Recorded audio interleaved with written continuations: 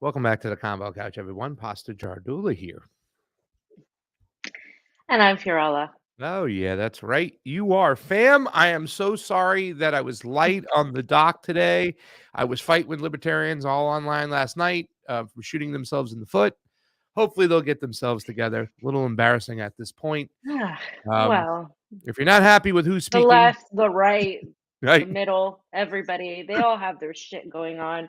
It just shows you the state of the union, all right. There Oh, you Jesus go. Christ. That's the state of the union.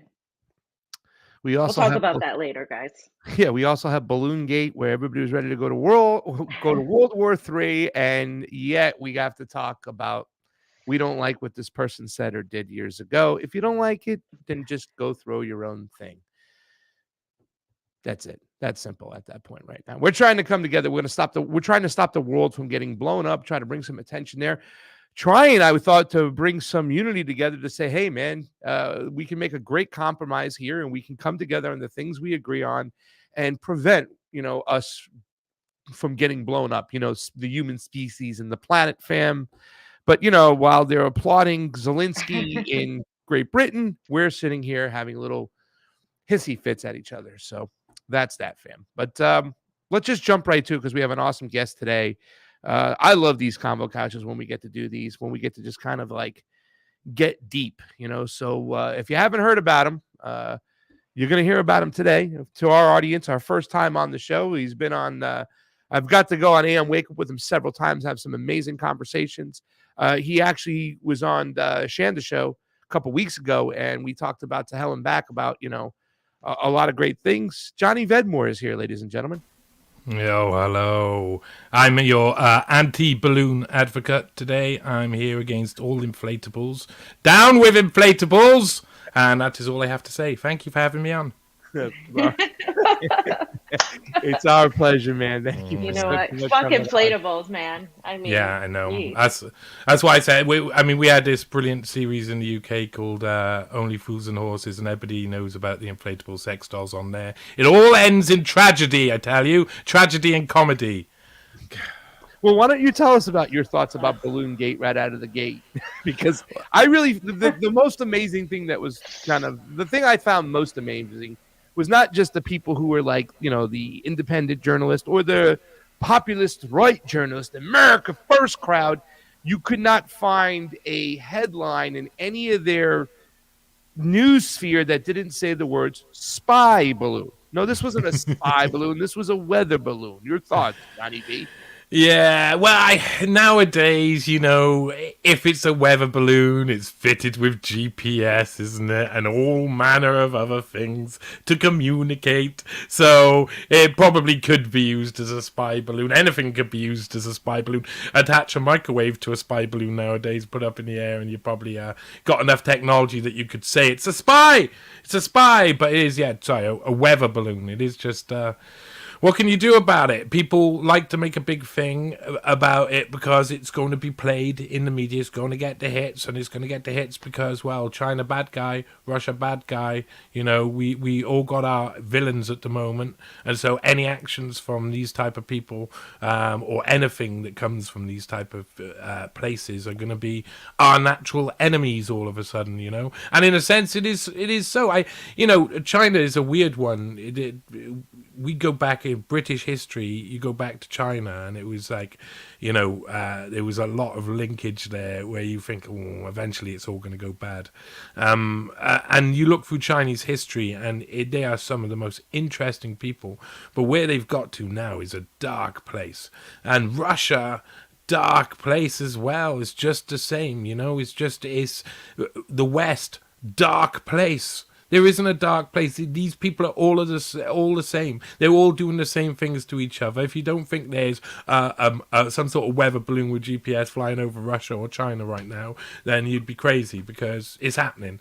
It's only they decide to make it a big thing for a reason. And whatever that reason may be is usually to distract from the god-awful news everywhere. Because that's what I've seen over the past few weeks is just awful. Like everything the world looks awful right now, and if people keep staring at that, they're gonna say enough of this.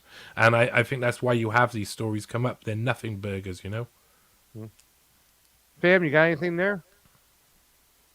Well, I mean, I was just going to say, I don't think everything is exactly the same. And this is where I think there are different schools of thought that kind of converge when we're talking about, what's going on in China and what they did for COVID, and then what's going on in Russia and what they've been doing and what's going on in the West. I do think that there are differences in what is going on. I think, and I see it a lot being here in Moscow, just like completely seeing the difference in opinion and the difference in how people are living their lives a little bit here. Especially outside of Moscow, people live a less techno-induced reality. They also live less a reality that relies so much less on social media. In Moscow, though, Moscow is obviously much more affected by the West and much more into the modern era. But if you actually talk to people, like I recently went to Donbass and I was able to talk to some people, we were talking about the World Economic Forum. We were talking about globalists. We were having these conversations that I sure as hell do not have with like five people outside of five people in the United States. And that tells me that people are actually more aware of things here. Also, the fact that I've learned that a lot of people here aren't vaccinated, even with the Sputnik vaccine. And so I think there is a difference in depending on the region you are. Now, as far as governments, I also do think there's a difference. However, I definitely think there's corruption everywhere. I mean, I think there's corruption. Obviously, you'd be naive to think that there isn't. But I do think like there's a difference. Now, as far as the balloon, we know that that's a bunch of BS. And we know that the United States really wants to go to war with China. And, you have liberals who want to go to war with Russia. You have the right and the left who wants to go to war with China. And at the end of the day, the people lose, right? The people lose, but nobody does anything about it in the West, like especially in the United States, because at least in Europe, people are protesting the sanctions. People are talking about, energy costs, but in the United States, people are arguing about who they don't like and they don't like that comes on X show and all this crap before getting together and really like trying to do anything about it. And I really do think it's up to the people of the UK and it's up to the people of the United States that are the most destructive empires, I would call them, at the moment, and to really actually wake the hell up and do something about it. But it seems like to me that they're not doing it. But I tend to have more of, not like, I wouldn't say optimistic, but I would say realistically, I guess a realistic point of view where I don't think that everything is just, I don't think everything is great, but I also don't think everything is just going to go to shit because that would just be too easy and too simple. I do think that there are multiple factions that are in disagreement here on the greater sphere, and I think that view is, in my opinion, is probably more accurate just because I don't think everybody's just going to be in agreement to just pretty much blow everybody up or to just screw everybody up.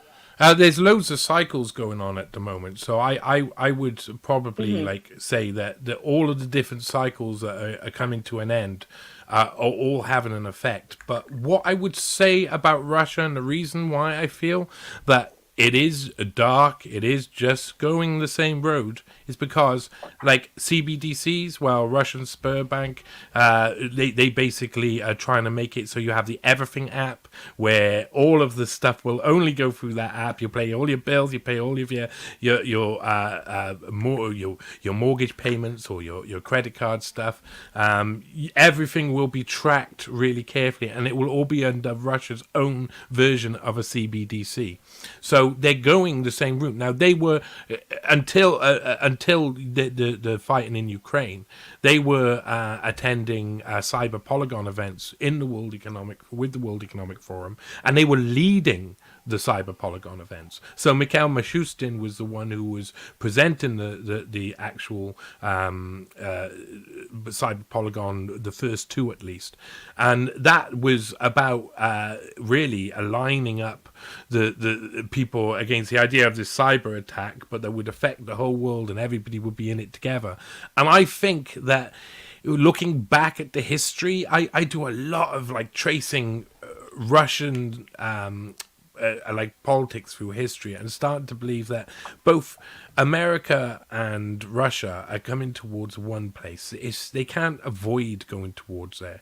It's some form of truce dash neutrality dash union they don't want and will be uncomfortable eventually, because globalism is taking over. It's going to happen. They're going to be taken. If they sat up there when everything happened, there's a couple of little overthrows here, another Gorbachev here, another this, that, there in time, then what you're going to have is, zoom, everything goes into being a globalist union, and no CBDCs the Russians invent can suddenly become just like the CBDCs everywhere else, or the one currency that you're allowed to use. Now, one of the things I'd be interested in knowing, because of course my knowledge of Russia on the ground is going to be sparse, and all of my belief on what Russia will do or is based on the evidence that I've seen, and so will be about things like this Cyber Polygon stuff that's like Putin has said, and things like this, rather than what's actually happening on the ground. So I'd be interested to know,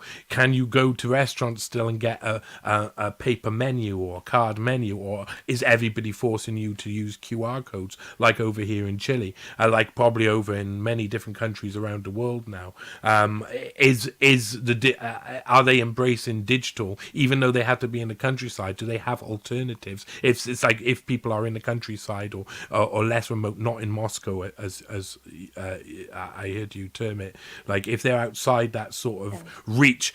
And also, do you think that like Moscow, St. Petersburg, they're going to become places that will adopt mega city structures because everyone else is doing it? And that seems to be the theme of what they're doing. So right now we can still see like elements of the differences between our cultures, and that is really going away quickly and being beaten away. And there's loads of different, even in Russia, I'm sure there's masses of variety of indigenous culture and sort of like genetics and tribes in different regions of Russia that all feel under threat at the moment and don't have a voice at all. So I can't even tell what would possibly be going on inside Russia, but I'd be interested to see or hear how close they're walking to the lines of complete digitalization. Yeah.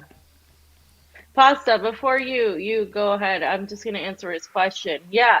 There are some QR codes. Yeah, here, hold on but one they second definitely though. have- Sam, you're echoing. Check your make sure your thing is properly plugged in. As far as just check your settings because it's echoing. Okay. My audio is on my AirPods, There you and go. then It just kicked in. you got it. You good? Okay. Wait. Hello. Ooh. That Can you hear me? That sounds like something from You sound like Megatron. I can hear it. Yeah, no, this is like Megatron. this is like H.P. Lovecraft. This is Lovecraftian. Cthulhu, I'm afraid, is entering into your minds. Testing. Pasta, you go ahead, and then I'll fix this, and I'll go. Yeah, you might have Remember what you were saying, please. Yeah. Remember, because well, Johnny wanted to know about what's going on. He wanted some on the ground reporting to how it's like. Here's the thing, Johnny. Like, and I'm going to give you my spiel on this whole situation, because there's what could be, and then there's our responsibility, like what we should do, right? Like, I know there's and this is what's going on there. There's a lot of like people who cherry pick and take your guys' information, information from you, from Whitney, from Jason Burmis, from my co-host Steve sometimes, right now, and still act like there's a level playing field, right? Like, in other words, that there's no major aggressor, and there's no action from the United States and no reaction, right? And I've always had the saying that it's our responsibility to take care of our own house. Like, yeah, Russia might be doing this, China might be doing this. They might have draconian lockdowns or whatever, or there's entities that are tied to some of the banks in the United States. But at the end of the day, we are responsible for putting our own country in check. Like this rally I'm going to right now, there's people involved who like, no, I'm talking about Russian aggression just as much as American aggression. I'm like, that ain't my position, and that ain't your position. You're from America. This is rage against the war machine, meaning our Western oligarchs, military industrial complex, the country that has thousands of bases out there.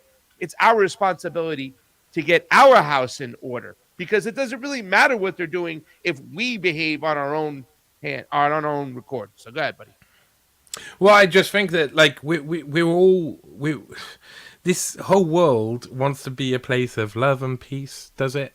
Because we've never acted like that throughout the time I've been alive. All I've seen is this same procedural war that now I've done my studying and I've looked into it, is like the Kissinger perpetual warfare, limited warfare that will go on forever and keeps everybody distracted while they just crunch along with their agenda.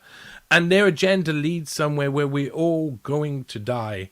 That's their own, like, you know, there won't be humans anymore. This isn't like, this is like the biggest conspiracy in the world, but it's so dead to most people who work on it, because it's like our next, 2 generations down the line might no longer be human.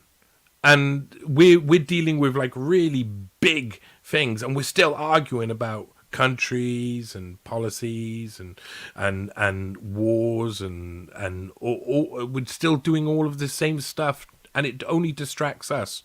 But it's all very dark, and it's coming from all places. I mean, the thing is that really makes me suspicious about Russia in general and their actions during this time number one, won't make me a fan of Ukraine for sure. But I know from, you know, good research, listen, Russia could crush Ukraine in no time whatsoever. So there's a reason why they're not doing that. There's a reason why there's this pretend standoff. And to pretend something, both sides of you in war have to be involved. And it reminds me of this article by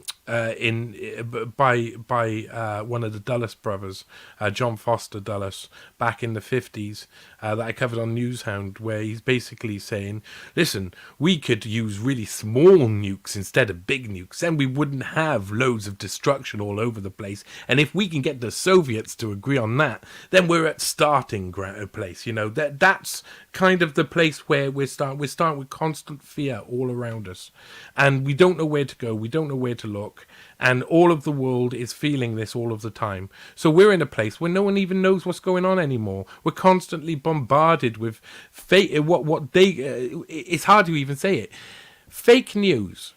People like myself have been called fake news over and over so much, so you don't want to use the term. So you don't use it. And there's a load of people who are really fake news that you're not calling fake news out there because you just don't want to use it. And they've changed language. They've changed stuff in our society that can never be returned. They'll never go back. There's certain things about immigration, America first, China first. You get all of these different things that go on around the world. There's certain things about that I kind of like, I understand. I understand why people want their own ground, want their own land. They want to keep it theirs. They don't want too much trouble. They don't want this. They don't want that. Because if we keep causing loads of trouble and then seeing what happens when the dust settles, but the dust not being settled only helps the people upstairs who are marching along, all in like the heads of China, the heads of Russia, and the heads of the Western worlds are all chugging along into the same direction. And that will mean one thing at the end of it. They will all join together. It may not be in my lifetime, but it will happen that this is where we're going. And we have to stop it at some point. And for that, we have to stop having such a silly little view on what every country's like and who people are like and what Russia's like and what America's like and what China is like, because it's all given to us. This is all fairy tale. Yeah. So just to answer your question, yeah, no, there's definitely paper menus here. Yeah, there are some places with QR codes, but for the most part, even if they have them, you can ask for a paper menu. There's mostly paper menus here, especially if you go to like Donbass or if you go to places that are outside of Moscow. There's definitely none of that stuff. There's also, like I said, not a huge, as much of a turnout as people expect on vaccination. And also, in terms of I think where what I'm getting at is, even if technology, because what you're talking about is technology, but recently the Russian foreign ministry talked about being against the use of digital IDs, like digital wallets. And one of the things that is most frustrating about Russia as a foreigner and as somebody that lives here is the bureaucracy of it all, like how everything is literally done like it was done like in the Soviet Union when it comes to paperwork. I just have a hard time seeing them. In fact, I would want them more to modernize a little bit because it takes forever to do simple paperwork. But everything is done like with paperwork. Every single thing is that you get is like stamped, like with exact paperwork, with exact pen and paper. It's literally like of years and years ago. It's not at all done the way it is in the US, which is very quick. It's very much digitalized. That's completely not done here. Could somebody come in, a You, different leader, and you, take ma- that and switch it? Sure. But I just don't right now as it stands, I don't see Russia being at the same level as the US. Maybe technology though. I think you're right on that. Technology is advancing us towards what you're talking about, but I think there is an opposition to that. I don't think everybody in government here is just like, yeah, let's just go and do what the West wants. I actually think that is what people are talking about here. Because when I've spoken to people in the Donbass, they're like, yeah, we don't want these globalists taking over our culture and pushing their agenda and pushing their, their well, they didn't use woke, but they meant that. Like they meant the whole, like, the trans push and all of this stuff. Like people are a lot more conservative on those issues here, and that's even the leftist factions here. So when I just don't, I have a hard time seeing that be um, played out in real time, to say Mhm. that the people and everybody's just going there. I think potentially technology is going there that may force countries and everybody to adapt. But then at that point, then I guess we just have to destroy technology or either control technology, because is technology the problem or are people the problem at that point? Because it's who gets the hands of this technology. I think when we're talking about imprisoning people under this whole a technocratic panopticon, when we're talking about this stuff,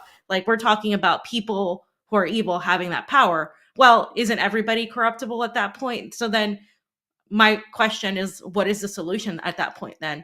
Like, because if inevitably, maybe not in our lifetime, maybe somebody else comes in to China or Russia and they're like, yeah, let's all unite against these people. We need to save ourselves, and then everybody goes to shit and they only save a few. Well, then yes, then that is essentially the prison that we would exist in. But then that our fight is really then against people like ourselves, the Mhm. most dark evil parts of ourselves, and the people that seek to imprison us.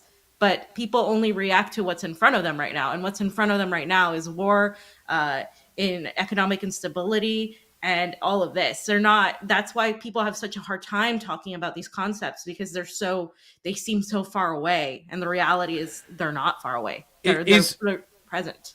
Johnny, is can you is check your computer? Because we found out the echo is coming from you. I was blaming Fee, she was blaming me, and it's been you the whole time. You So friggin' little troublemaker.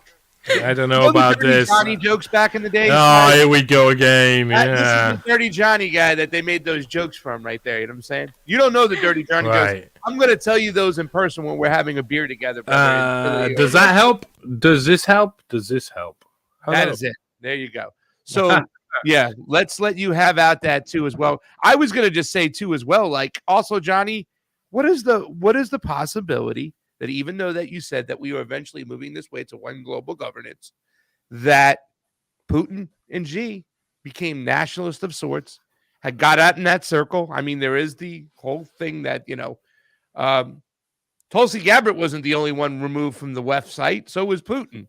Mhm. He was moved. They were moved from all the website, those two, whatnot. Right now, I mean, maybe that's strategic and whatnot, but isn't there a possibility that the form of nationalism that I think that Trump is duping the people with actually is taking place in China with Xi Jinping and in Russia with Vladimir Putin? I think there's an attempt to make a synthetic version of that. The one question I like just to ask from the other what we were just talking about there, but we'll go back to what I'm speaking about here. I just asked the question, but is the Russians not moving along towards this system as fast? Is that to do with the fact that their processes are still stuck in the Soviet Union? And if those processes started, like the paperwork that you talk about, came out of that, and everybody did get computerized fast enough, would that suddenly be the first thing they're introduced to? So the thing that takes them from paperwork and sort of eases them into this world where they're suddenly in CBDC land straight away, instead of having that middle bit where I don't know if Britain is a really bad example for paperwork and stuff, and Chile the same. They're awful. I think they're probably Soviet too in their styling. Listen, nationalism is something that taps into people for a reason, because there is a constant, like you don't want your child to fall out of bed or something, or you don't want your kids to fall out the window. You do not want your country and the people who you love to be taken over by another country. And historically, loads of countries have constantly taken over other countries. So it's really hard not to have that fear, people to have that fear that their nations are one day going to be taken over by a foreign invader. And they watch history unfold, and millions and millions and millions and millions of people have died over the past century and a half doing exactly that. And we keep entering into wars that aren't our place. And empires are cyclical. They rise, they fall, they rise, they fall.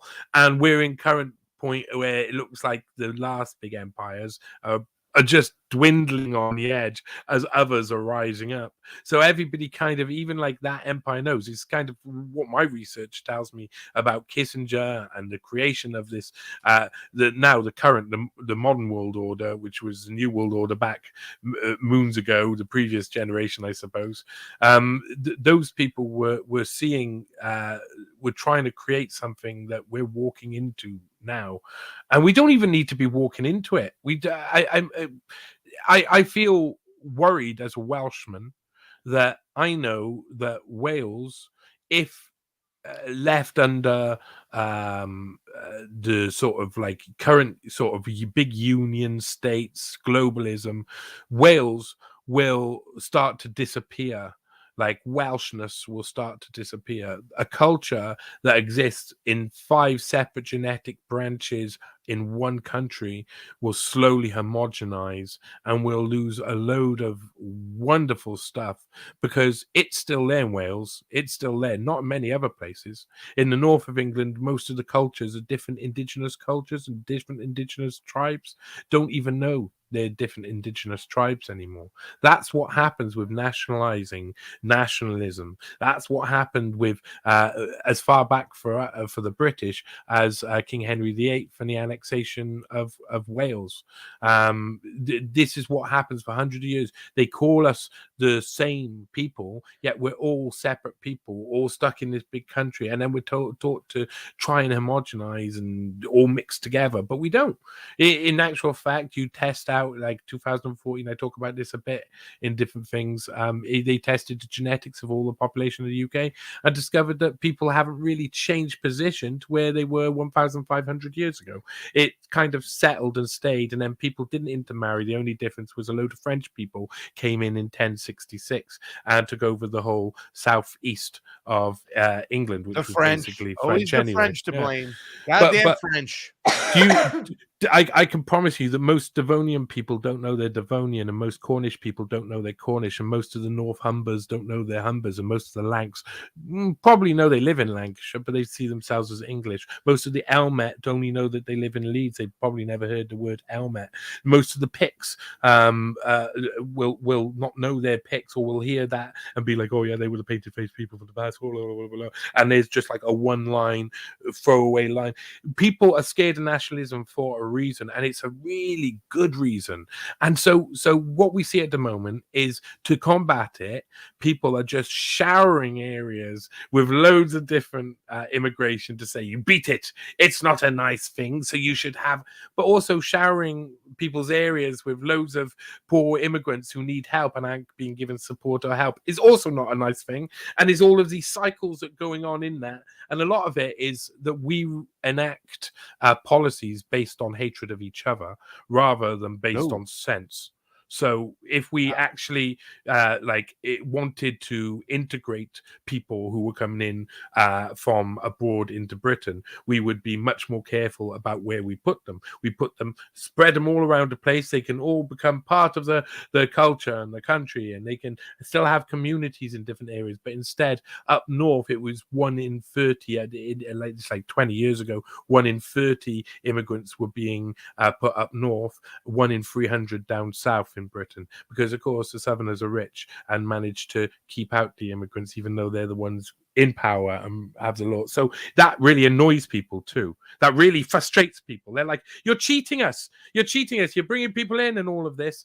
And then you have a load of the things that happen from that, and you have then the manipulated race battles and stuff that you've seen in Britain. I'm just talking from British history.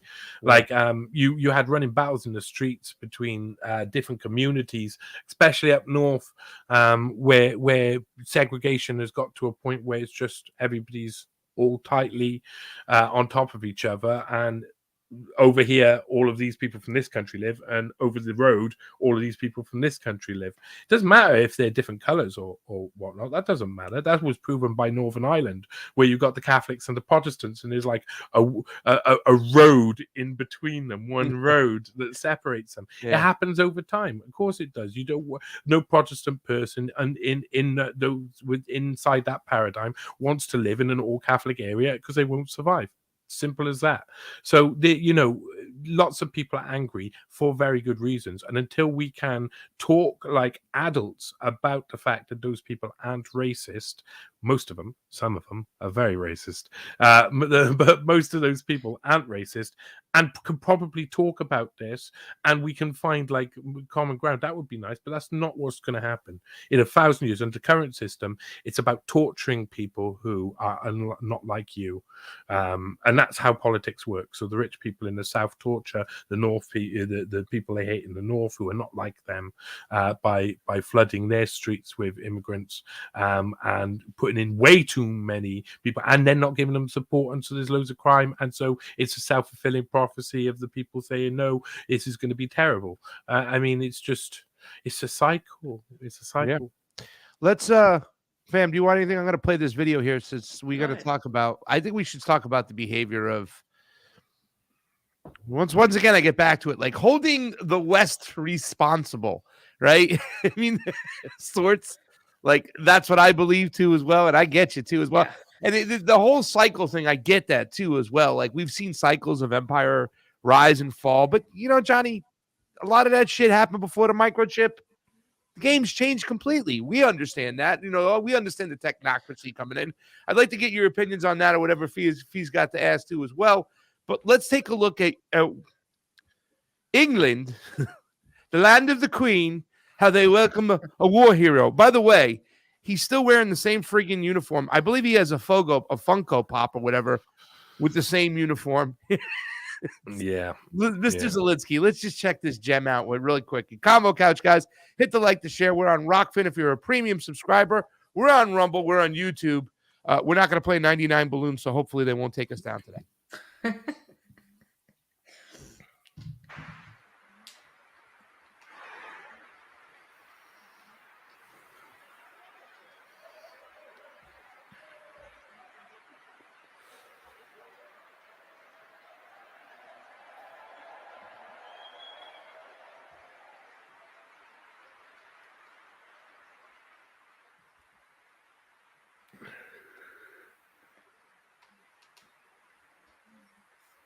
here.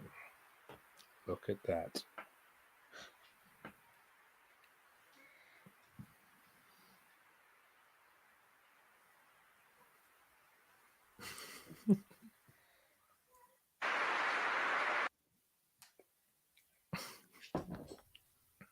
I mean, there's only one word. I mean, that's disgusting. I mean, that is freaking disgusting, Johnny. The whole setting. Fam, did you see that with the light coming back in? I can almost hear in my head. Oh, I'm sorry, no offense, but this is what they do. Like the level of just like worship of when the queen died was disgusting. And so many people are, even people who don't necessarily like the queen, were like, yeah, but we have to, we're British, we have to wear black. And like, I'm like, why?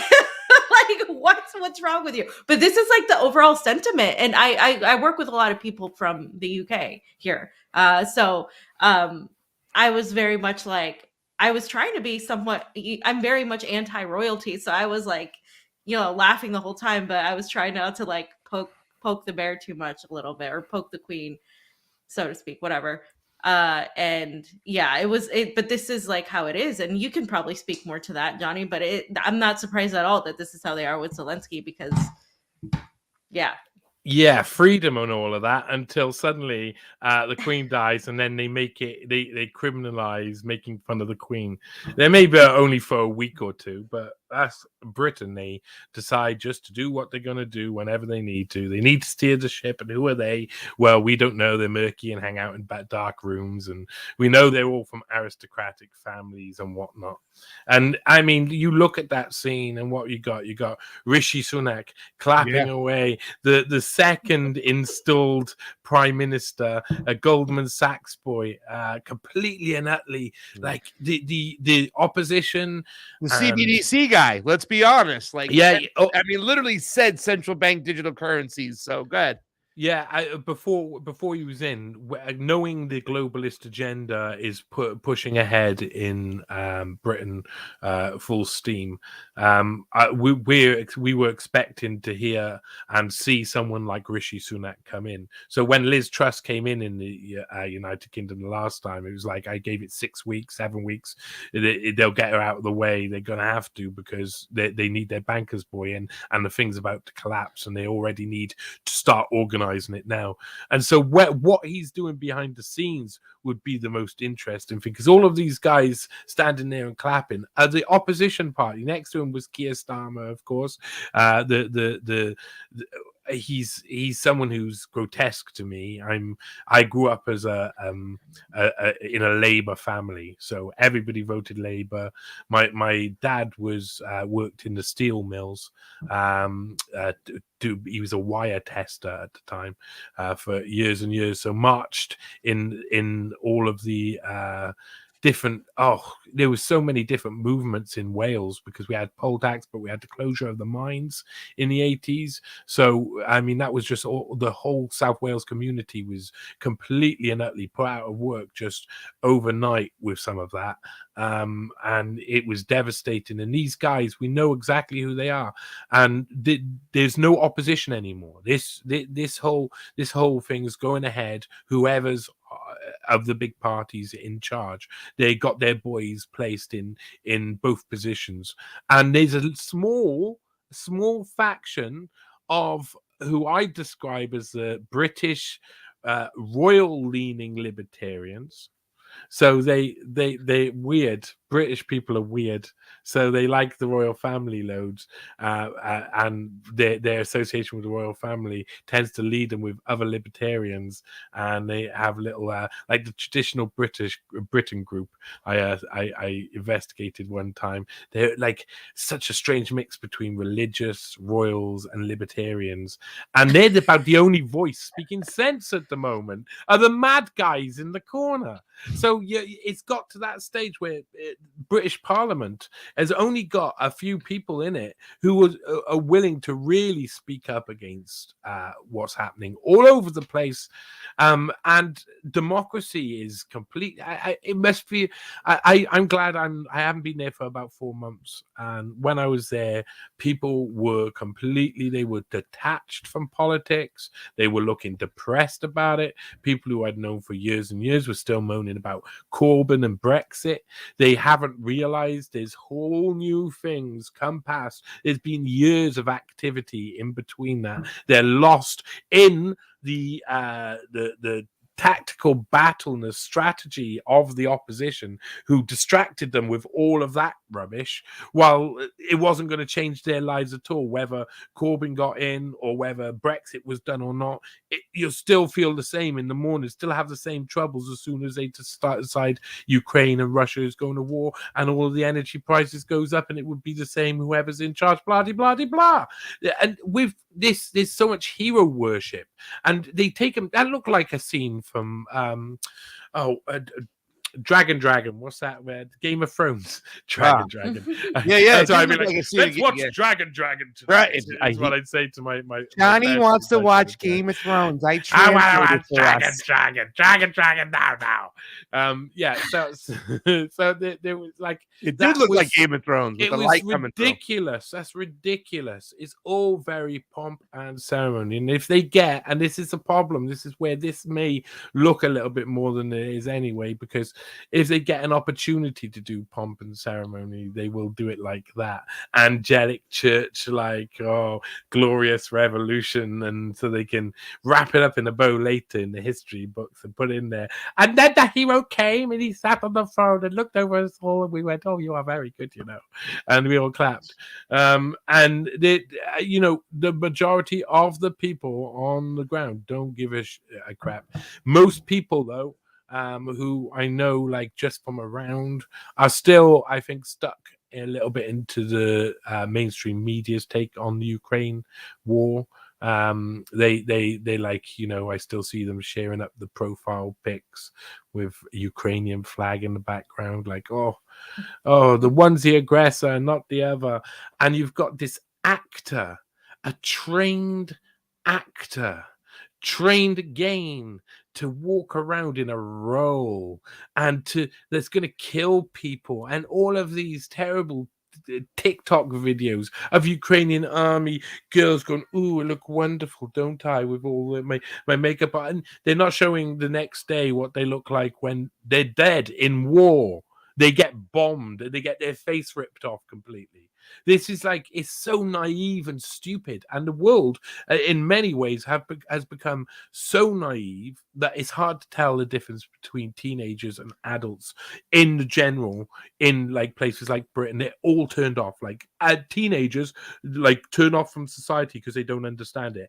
Adults are now kind of like manifesting teenage behavior because they're trying to get away from this horrendous nonsense that doesn't make any sense. All of their opportunities to change society, they're not real. They know it now.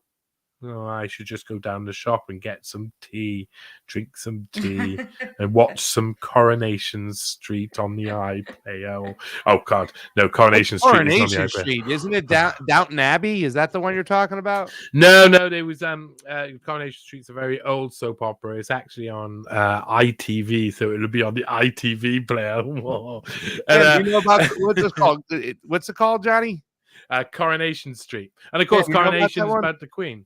Okay, no, not that one. But it's not actually about the Queen. Basically, it's about a street in Manchester where all of this stuff happens, and every now and again there's a serial killer. You know how it goes. Yeah, sure. What are your thoughts coming out of the WEF? What we should expect most? I mean, there was a lot of. I mean, it was kind of boring, right? We talked about this. It's trite. It's the same old thing. You know, we were told that Klaus Schwab would not be attending the open ceremonies because he was too sick. Instead, he walked on the stage to give the opening ceremonies. He looked like he was about to do a fucking cartwheel. So, that was depressing for a lot of people because they were upset about that. He's looking great. He looks better every He year. looks It's great. almost Like like he's been he's doing getting yoga and younger. shit and What stuff. a shite. Sorry Oh. for my language. But the thing that I got out of it was hearing some of the speakers speak. Christopher Wray was there. Obviously, we had the John Kerry stuff, getting all crazy about, climate, I don't know what it is. It was Al Gore first and John Kerry second, the climate czars. It's like people who lost to George Bush in a general election for president. Like, that's who your climate czars are. Like, since he cheated both times or whatever, or we made believe and you were the pretend loser, you were the Washington General of the Harlem Globetrotter, you get to be the climate czar. I don't know what it is. But the thing that really struck me is I felt after hearing, certain people talk from certain areas that you guys don't have the hate speech laws yet. You'll have them soon. That the thing that's most to be expected coming out of the WEF is a form of global censorship of people working together across platforms from different countries and different areas to silence the truth tellers.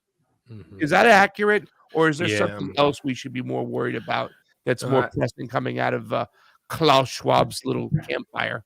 I did like a bubble chart look at the like different bubble charts they present, and censorship is on there. I mean, they know what they're doing. The World Economic Forum is only going to one place, that is for sure. That's I talk about all of these different places, like countries going to the same direction slowly.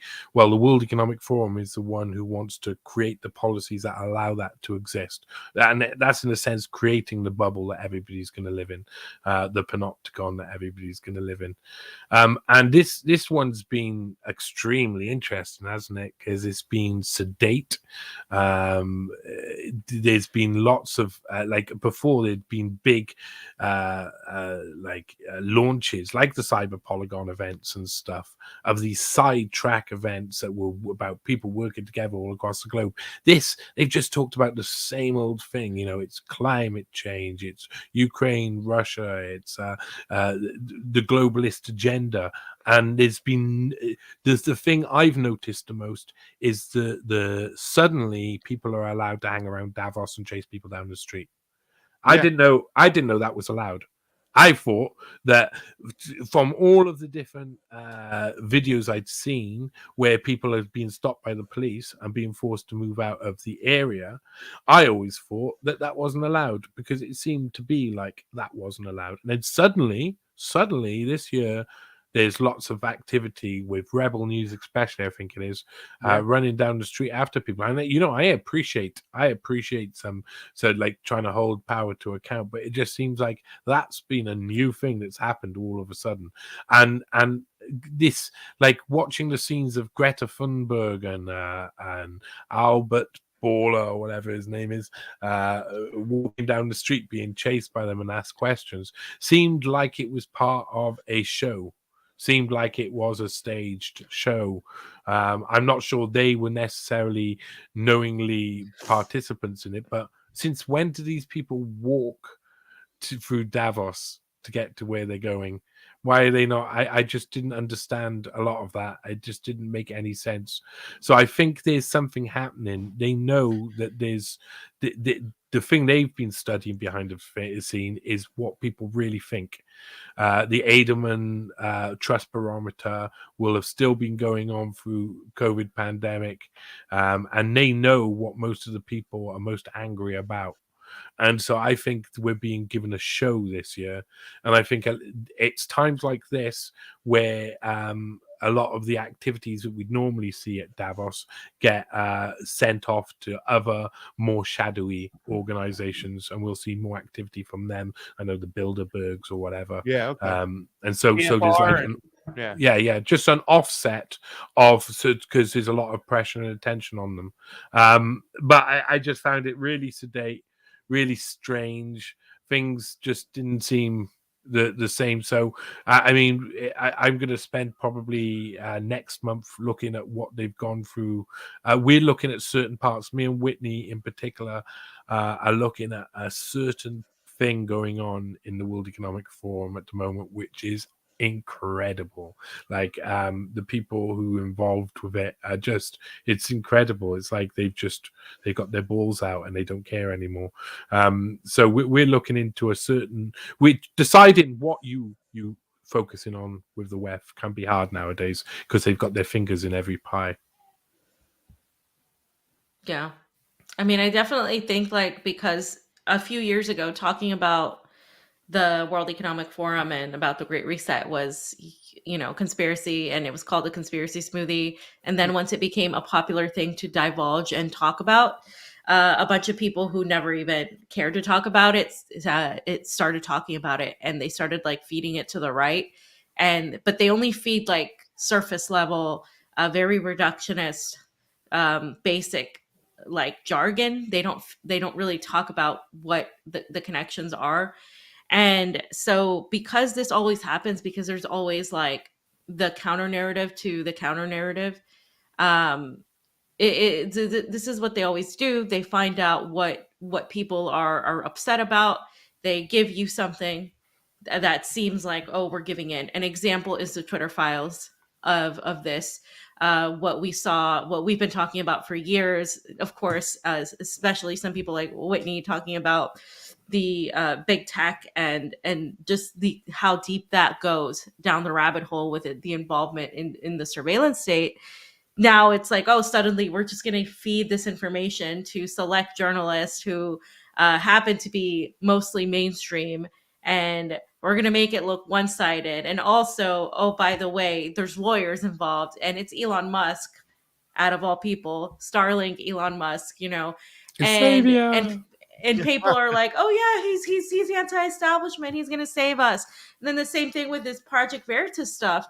That is so weird to me, just like coming out like that and just being like, oh yeah, like this guy's just going to admit that everything we've known about. Yes, big pharma wants to make money off of sick people, and so everybody's like, oh my god, like, yeah, it's just like so easy to manipulate people by giving them what they already knew and just telling them, yeah, you were right about that, but hiding everything that is actually substantial, and just going about it and like twisting people's minds and just kind of like warping them into this cycle of like distraction.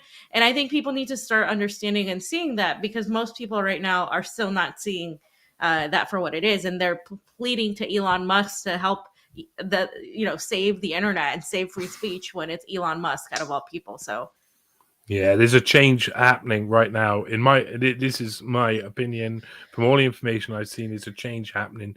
You got the old technocrats are coming to the end of their lifespan, so that can include Kissinger. Kissinger promoted all technocrats, knowing the technology of the future, and of course, you see even his most like recent articles. He wrote an article just a couple of years ago, which is about AI taking things over. It might actually be just a couple of months ago.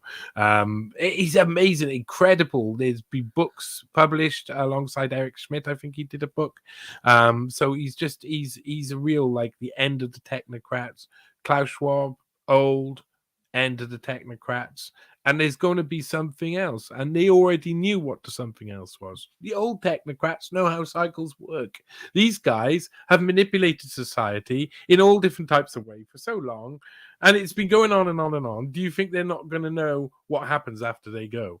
Because that would be very naive. Because these guys, the new neo-technocrat is coming of age. We've seen it happening. It was funded and observed through the 80s and 90s. In fact, there's loads of documented evidence of what was going on in things like Usenet.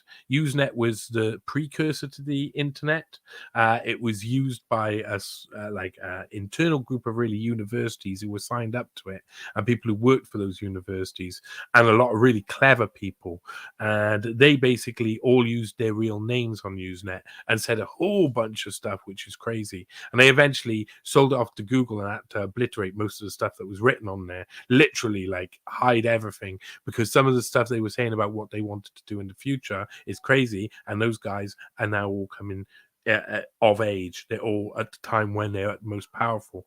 And there was a load happening, including within China in the late 90s. One of my foes, you could say, one of the people I wrote an article about of great interest was a guy, Curtis Yarvin, called Mencius Moldbug, one of a leading technophile libertarian who created his own movements and the like. And I looked into him, discovered his brother was into some crazy stuff, potentially making pipe bombs. And then the university he had just got fired from have a pipe bomb go off in it. And then the police find a load of pipe bomb making material in his house. And they're like, what's this? We're going to arrest you. And then he's like, oh no, we'll let him go and everything's fine. And we're going to seal the investigation and no one can ever see anything about this again. And that was just after September, through the few years after September 11th. I think it was about 2002, 2003, but there was a lot of fear about the bombings, and that was in an American university, Yale, if I remember correctly, the Yale pipe bombing. And these people in the 90s were recruited as very young men, really young men, into a load of different programs, and those people were practicing cyber wars against China and the like. They've been planning what the future is going to look like a long time for, and now all of these people are in big business. They've got their own companies. They're the Peter Thiels of the world. They're the Eric Weinsteins. They're all of the people who were recruited very early on because they were obviously very good at something nobody even knew was coming yet. And that's a really important thing. There's been a lot throughout modern history because technology is moving faster. Technological evangelists are coming out faster and faster as well. We're having more people who create the next step of technology, and then other people who create the technology that's needed to make that technology work. That's all happening much faster and is being coordinated much more. So we're entering into a stage where people in the next 10 years, our life is going to change in a way that is so fast. I mean, really so fast. And people don't really understand these words. Later on will be like, oh my God, this guy's warning us about the future. But it's just like, I don't think anyone could do anything about it. It's not like a warning. It's like we're already in this process. We are going through it. Boom, boom, boom, boom, boom, boom. And technology is moving really fast because these people were recruited very early on and have been very focused on creating a neo-technocratic movement which exists and has loads of different arms, but you can't quite see it unless you focus your eyes and realize Elon Musk is leading it. And there's a load of people all around him who are just like googly-eyed for techno Hitler. And I really think that what we're having is something where people don't realize at the moment we're in, in the early days of Hitler, they had to promote him and make him look cool and stuff. Same with nearly every single big leader in history. You got to make them look pretty cool. Eventually, those people take control and they get old and they're no longer attractive. They're no longer wanted. What will you be left with is what you've got to think. What type of policies will they enact in? What type of world do they want to live in? And they want to live in a world where they manipulate your reality. That is clear. That is clear from all of the people who are working with him, all of what they're working on, what they've invented, how they go about their everyday life. They want to manipulate your reality. And Elon Musk has done that since at least 1997 about his own personal image with the help of his, at the time, PR guru mum. So people don't really know that his stylings have been really careful. His like what he's been made to look like has been done really carefully, and he's got a whole old technocratic background as well, with links with his father and his grandfather, who was Haldeman, who was one of the technocrats, leading technocrats in the early technocratic movement. So we're seeing the neo-technocrats coming of age, and it's going to get scary really quick. And you just go short history, right? Like, he made most of his money as a defense contractor. That's it. Starlink was used by the Ukrainians in the beginning of this conflict. Listen, I want to get to the last part real quick. I think it's really important because on this particular show, we've always took a look at the WHO when it came to the international health regulations and the treaty. Two different things, but the same type of goal. One, just changing the regulations without going through any processes or any communications from more outside sources coming and giving an opinion. Just kind of all done behind closed doors and getting all the nation states to adapt to it. And the other one is the treaty, actually drafting a whole treaty, having everybody come, having the language. At the end of the day, it's all about control, though, right? They kind of frame it as a way of we have to be prepared for the next pandemic. We have to be able to coordinate around the world properly. We must make sure that we get it under control quickly. And what it does actually is it gives all power to the WHO for the pandemic practices to make sure that, once again, they can quell it quickly. And they do it by having 8 different districts and different leaders in those districts. And those leaders within those districts, or those coordinators, or whatever you want to call them, whatever fuzzy name you want to give them, but they decide what happens in these regions. So they can override or supersede, whatever you want to use, the constitutions. In other words, if they come here and they're in this district, we have to have lockdowns, draconian lockdowns, because the WHO, non-elected official, through the international health regulations or the WHO treaty, whichever one it is, whichever one eventually comes across the finish line first, because I think that's what we should do, is start taking bets. Which one's going to come through fruition first, the international health regulations or the treaty? We'll see. But this is total control. I have a clip over here too. You've been paying attention to as well. I hope I didn't get off too much on my own tantrum, but with Jeremy Ferrara and the WHO, I want to play this clip real quick, and then you can give us a little breakdown on what this is all about. What's happening in the WHO as well, because I think these are things that we need to be paying attention to closely. And I want to give a shout out to James Roguski and my good friend Goose, who did a lot of great work on this here from the get-go. Here we go. Check it out, guys. Do us a favor. Share the show. You know what to do. One of the most talked about, perhaps, amendments is a change to the following line. So the line originally read, "The implementation of these regulations shall be with full respect for the dignity, human rights, and fundamental freedoms of persons." That whole last line about dignity, human rights, and fundamental freedoms of person is gone now. It's been replaced. So it's now reads, "The implementation of these regulations shall be based on the principles of equity, inclusivity, coherence, and in accordance with their common but differentiated responsibilities of the states parties, taking into consideration their social and economic development." So dignity, human rights, and fundamental freedoms go out the window when it comes to the implementation of these regulations. Yeah.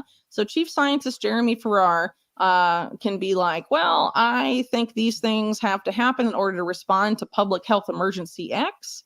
And those responses do not have to respect human rights or fundamental freedoms or dignity of people. Instead, it's about equity, i.e. treating all people the same. So everyone's got to get the vaccine, right? So that's basically what the equity and inclusivity part means. Coherence just means that they're clearly communicating what you're being forced to do. And then, of course, the differentiated responsibilities. There'll be different standards for developing and developed countries for certain things, probably to do with financing. Anything that gets implemented has to have a function that everybody gets on board. So they scare people with another virus. I think this is an example of their hubris. They believe that they've now found a way to convince everybody that they're going to die if they don't get pumped full of their medical products. But they've used up all of their chips.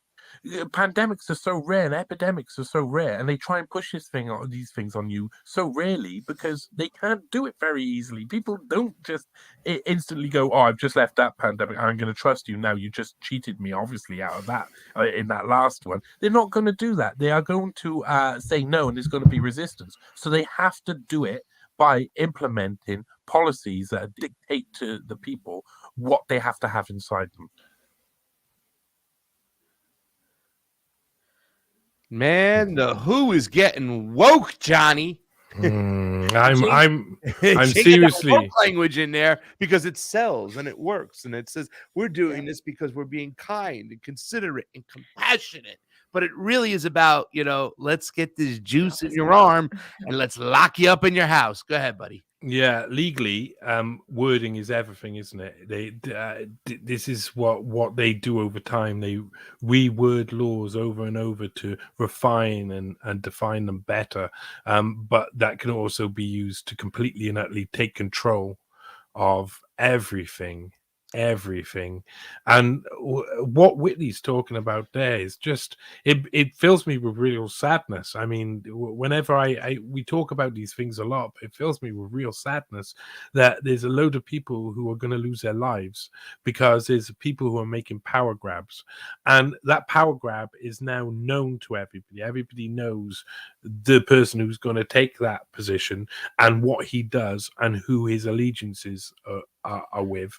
And Jeremy Farrar is an extremely dangerous character. I mean, they're linked in. What a lot of people don't know is that people like Manning and Buller, who was the head of MI5, are part of the Wellcome Trust, and other people who are intelligence linked to there. And it seems to be that with all calculations, taking control properly over riding a political system can only be done at the level of health. It can't be done in any other way. You cannot seize power without there being factional groups that will really have some form of control and maybe a war, civil war. So they think they can do this. And I was saying there is hubris, but maybe they will succeed. Maybe some people are so overconfident that they do exactly all of the things that they want to do and they say they're going to do because they just walk towards it. And this is what these guys know to do really well. They walk towards it. And what the rewriting of these things are is whether or not you go into an encampment, what that encampment's for, whether it's a death camp, whether it's a medical health camp, whether it's just a prison camp. These words will lead us to one place: people in camps. That's it. Fam, anything else for Johnny V before we get him on out of here? He's been here for a nice chunk of time, and we appreciate it. Yeah, no. Yeah, We appreciate you coming on and having these discussions. It was a great discussion. There's more to be discussed, but we'll be here all night. So thank you. you gotta come back on. We got there's some things that we gotta talk about too as well, because it's interesting, because I really, to tell you the truth, I wouldn't say the work is just speculation, right? Like, we don't understand, right? We don't have a crystal ball. We don't know where we're going. We don't know exactly where we're at.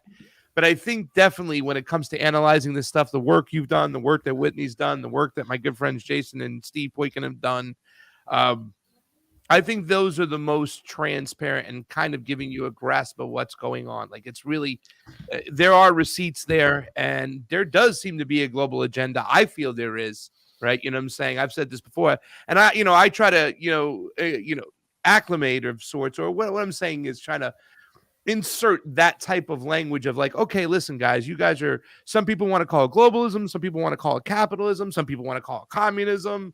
You can call it what the hell you want. There's a global agenda, and we can no longer ignore it.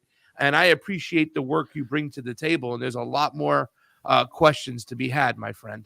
I'm really happy to be on. We have a good time doing this stuff as well, because we're just like, I mean, it's just nonstop, and we got some good people around us. It wasn't quite like this at one point in time. Everybody on this scene who was trying to get truth out were really lonely. So we're obviously winning some form of fight. It's our own personal freedom, That's awesome. Let everybody know where they can find you, what you got coming up, what to look forward to. And right. I'm sure I'll see you soon again. Yeah, fungymonkey.com for media clips and for lots of my media stuff. You can find Fungy Monkey on YouTube and Rockfin as well. Rockfin. You can find me at johnnyvedmore.com. Unlimited Hangout. I've got 2 more next week. Comes the 4th episode installment of the Black Hand series, and that gets a bit racy with sex with snakes and all sorts. Is the Black Hand the Italian stuff? You guys are no, this is because I saw something with Frank Castellano and Meyer Lansky, a little clip on your Twitter. Oh, no, yeah, no. What's that about? That was to do with something else. That was to do with someone. That's a long story. Like, we'll go into that another time. No, this is to do with London stuff. It's really interesting. It's like a load of deaths take over a nightclub scene by intelligence intelligence-linked mobsters. But what I'm really looking forward to is the one that comes out. The fifth one that comes out is going to be really extraordinary for people because they'll see that Jeffrey Epstein was existing before. The only that line will make sense eventually. And there's another really important article that I got coming out in about a month that is going to blow people's minds clean off. I really think it's a pied de resistance or whatever they say. It's going to be a good one, and that also revolves a little bit around the Epstein case, but travels through time and is really interesting. I hope. Listen, thanks for having me on. I hope everybody goes and checks out everything and check all of the sources and question everything, like Ryan Christian says. You know, leave no stone unturned. The work they're doing over there. So, thank you, Johnny V, and we'll see you soon. Thank you, Johnny. See you soon. See ya. Bye. Johnny Vedmore, fam. Hold on, let me get this. Hoo-ah! There you go, Johnny Vedmore. Go check out his work. Go to his Twitter. All the links are there. Awesome stuff. Fungi Monkey, our man. Fam. I wonder where that name came from. Huh. Vicky Lynn is hanging on out over at Rumble, guys. If you guys want to go over to Rumble and hang out with Vicky Lynn, she's hanging down the chat over there. Always. Montreal Momzilla is over there too as well. Thank you so much, Montreal Momzilla. We love her. A lot of people, Jilly Love. I mean, thank you guys so much. If you're a Rockfin premium subscriber and you're watching on the Rockfin, we got a nice little crowd over there, fam, for Johnny Vedmore. 42 people, 42 premium watchers. That is awesome. Arem, Combo Couch Rocks, and always in good company. Thank you so much. What's up, Arem? Chris Leone, you've been gone for a while. We've been seeing you dip back in. I love me some Chris Leone. We love you, brother. Thank you for coming back. His Super Ray says, hi, guys. Just want to show some love. Did you guys see Franco's video about the anti-war rally? You shit starter, Chris Leone. I feel like he was throwing shade all over the place without mentioning key facts, like the shelling of the Donbass for 8 years. Now he says that to be anti-war is to be against all war. That sounds like idealistic BS, but that's just me. Love from that's just me too. Los Angeles. You know where I stand on that. You know. Y'all know where I stand. He's surely entitled to his opinion, man, and that's cool. And everyone's entitled to their opinion. At the end of the day, regardless, I love Franco. I will always love Franco. We just disagree about that. You know, me personally, at the end of the day, the way to explain it, we've talked about this, and it's like, hey, man, if you're gonna wag your finger at Russia for defending its border and for liberating the people of the Donbass, we know people personally. The people are going to be on the stage. Wyatt Reed's going to be on the stage with me at Rage Against the War Machine, okay? He went to the Donbass. If you're going to wag your finger at the Russians for liberating the Donbass, do me a favor. Go there first, look them in the eye, and then say that after you visited the 14,000 graves that happened before this military action even started, and then let me know. And if you honestly believe, as if I do, that the quickest way to peace is through a Russian victory, then who's the anti-war one here?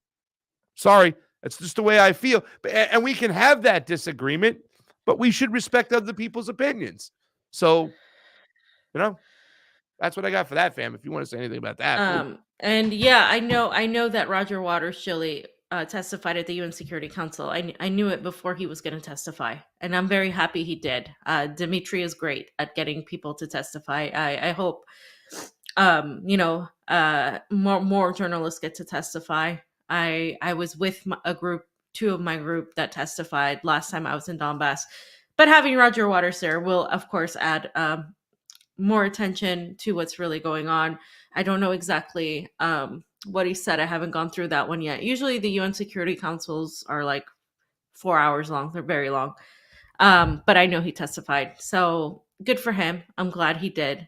He was actually pretty neutral in the beginning, and then the moment he said something about what actually happened in history, we know he got completely just destroyed. He wasn't even pro-Putin, like, ever. So yeah, that just goes to show you. No, he wasn't. He wasn't. Yeah. He actually was one of those people that condemned both sides, right? Kind of thing. And then, like, all you have to do is a little look. Fam. I'm not getting into the dramatics of what's going on with the BS, but like, you know what I'm saying? Like, it's okay to have these positions, to say that you're anti-war, in my opinion, when you're going to completely ignore. And now we just had more information came out when the Naftali Bennett video, where he said that they could have had a ceasefire of sorts, that he had Ukraine and Russia on the same page, ready to negotiate, make concessions for each other, and the U.S. and the West stopped it. Again, I'm an how many more anti-imperialist, times though. does this shit like have to happen, fam, before they There's realize like a that? difference. What's that? There's a difference between being anti-war and an anti-imperialist, because that oftentimes people call themselves anti-war when they are pacifists, when they say like no war. But for me, an anti-imperialist is if you stand against the empire, right? The hegemony. And so I consider myself an anti-imperialist. I never said that I'm going to just sit around and wait while the US just bombs everybody and not allow those people to defend themselves. I'm pro-Palestinian, which means I'm pro-Palestinians defending themselves against Israel. You know, I'm pro-Syrians defending themselves against the white helmets, and we're going to mention that. And you know, I'm pro the people of the Donbass defending themselves against NATO. That's what it is, against Nazis. I mean, I'm pro defending ourselves against Nazis. I don't understand, how is that a pro-war position? You're trying to stop evil, because like it or not, there's evil in this world. Yes, there are many gray areas, there are many shadow areas, but there's evil. There are situations where there is bad and there is a perpetrator and there is somebody that is doing most of the harm, and that has to be opposed. If you are if you're being attacked, you're not just going to sit by and let that happen. So it's just as simple as that. I'm an anti-imperialist. I'm against and I don't consider Russia an empire. I don't consider even China an empire. I consider the United States an empire, and I consider the West essentially an extension of it. And that's that. I mean, could there be other empires that rise? Sure, but I don't consider anybody and remotely close to what the United States is right now. Maybe they'll get there eventually, but they're not there right now. So anyway, and to kind of like piggyback a little bit off of what you're saying too as well, and to kind of allude to what Johnny Vedmore was saying, because a lot of people will take Johnny's work and he'll talk about those cycles, and we'll see what's going on and talk about the and he's global right about agenda. those cycles. And well, I mean, the cycles are going to be a little bit off too as well, because like I said, the computer chip came out 20, 30 years, 40 years ago, 50 years ago. Things changed. Things changed after the Industrial Revolution. They changed after the microchip came out. Just the way it is. We're in this whole technocratic age. So either way, any way you look at it, and you want to look at the big picture, and you want to say, why are we playing this nation state game of wars and whatnot? Because at the end of the day, it is a form of speculation. We don't know 100% where people are going, what's really going on. And the thing that we can do best is hold our own government accountable for their actions, especially when we're talking about my country, okay, where I come from, is the ultimate aggressor. And everything else is a reaction to the initial actions. And when the initial actions are to start a war or have a war at all costs, that's their end game. There's nothing left to do for these other nation states but to defend themselves. It's just, I believe in Russia's military's actions the same way I believe in the Second Amendment, which I never did before. Now I do. The right to defend itself. Nazis on their border. And how much do you need? How much more evidence do you need? I thought a lot of this stuff would go to rest when they had the vote and they voted in the 90 percentile plus to say we want to be part of Russia, that this would end this conversation. But there's still, this wasn't necessary to start a war. You know who else didn't want a war? The people of Donbass. Look them in the eye and then come back and tell me that stuff. Yeah.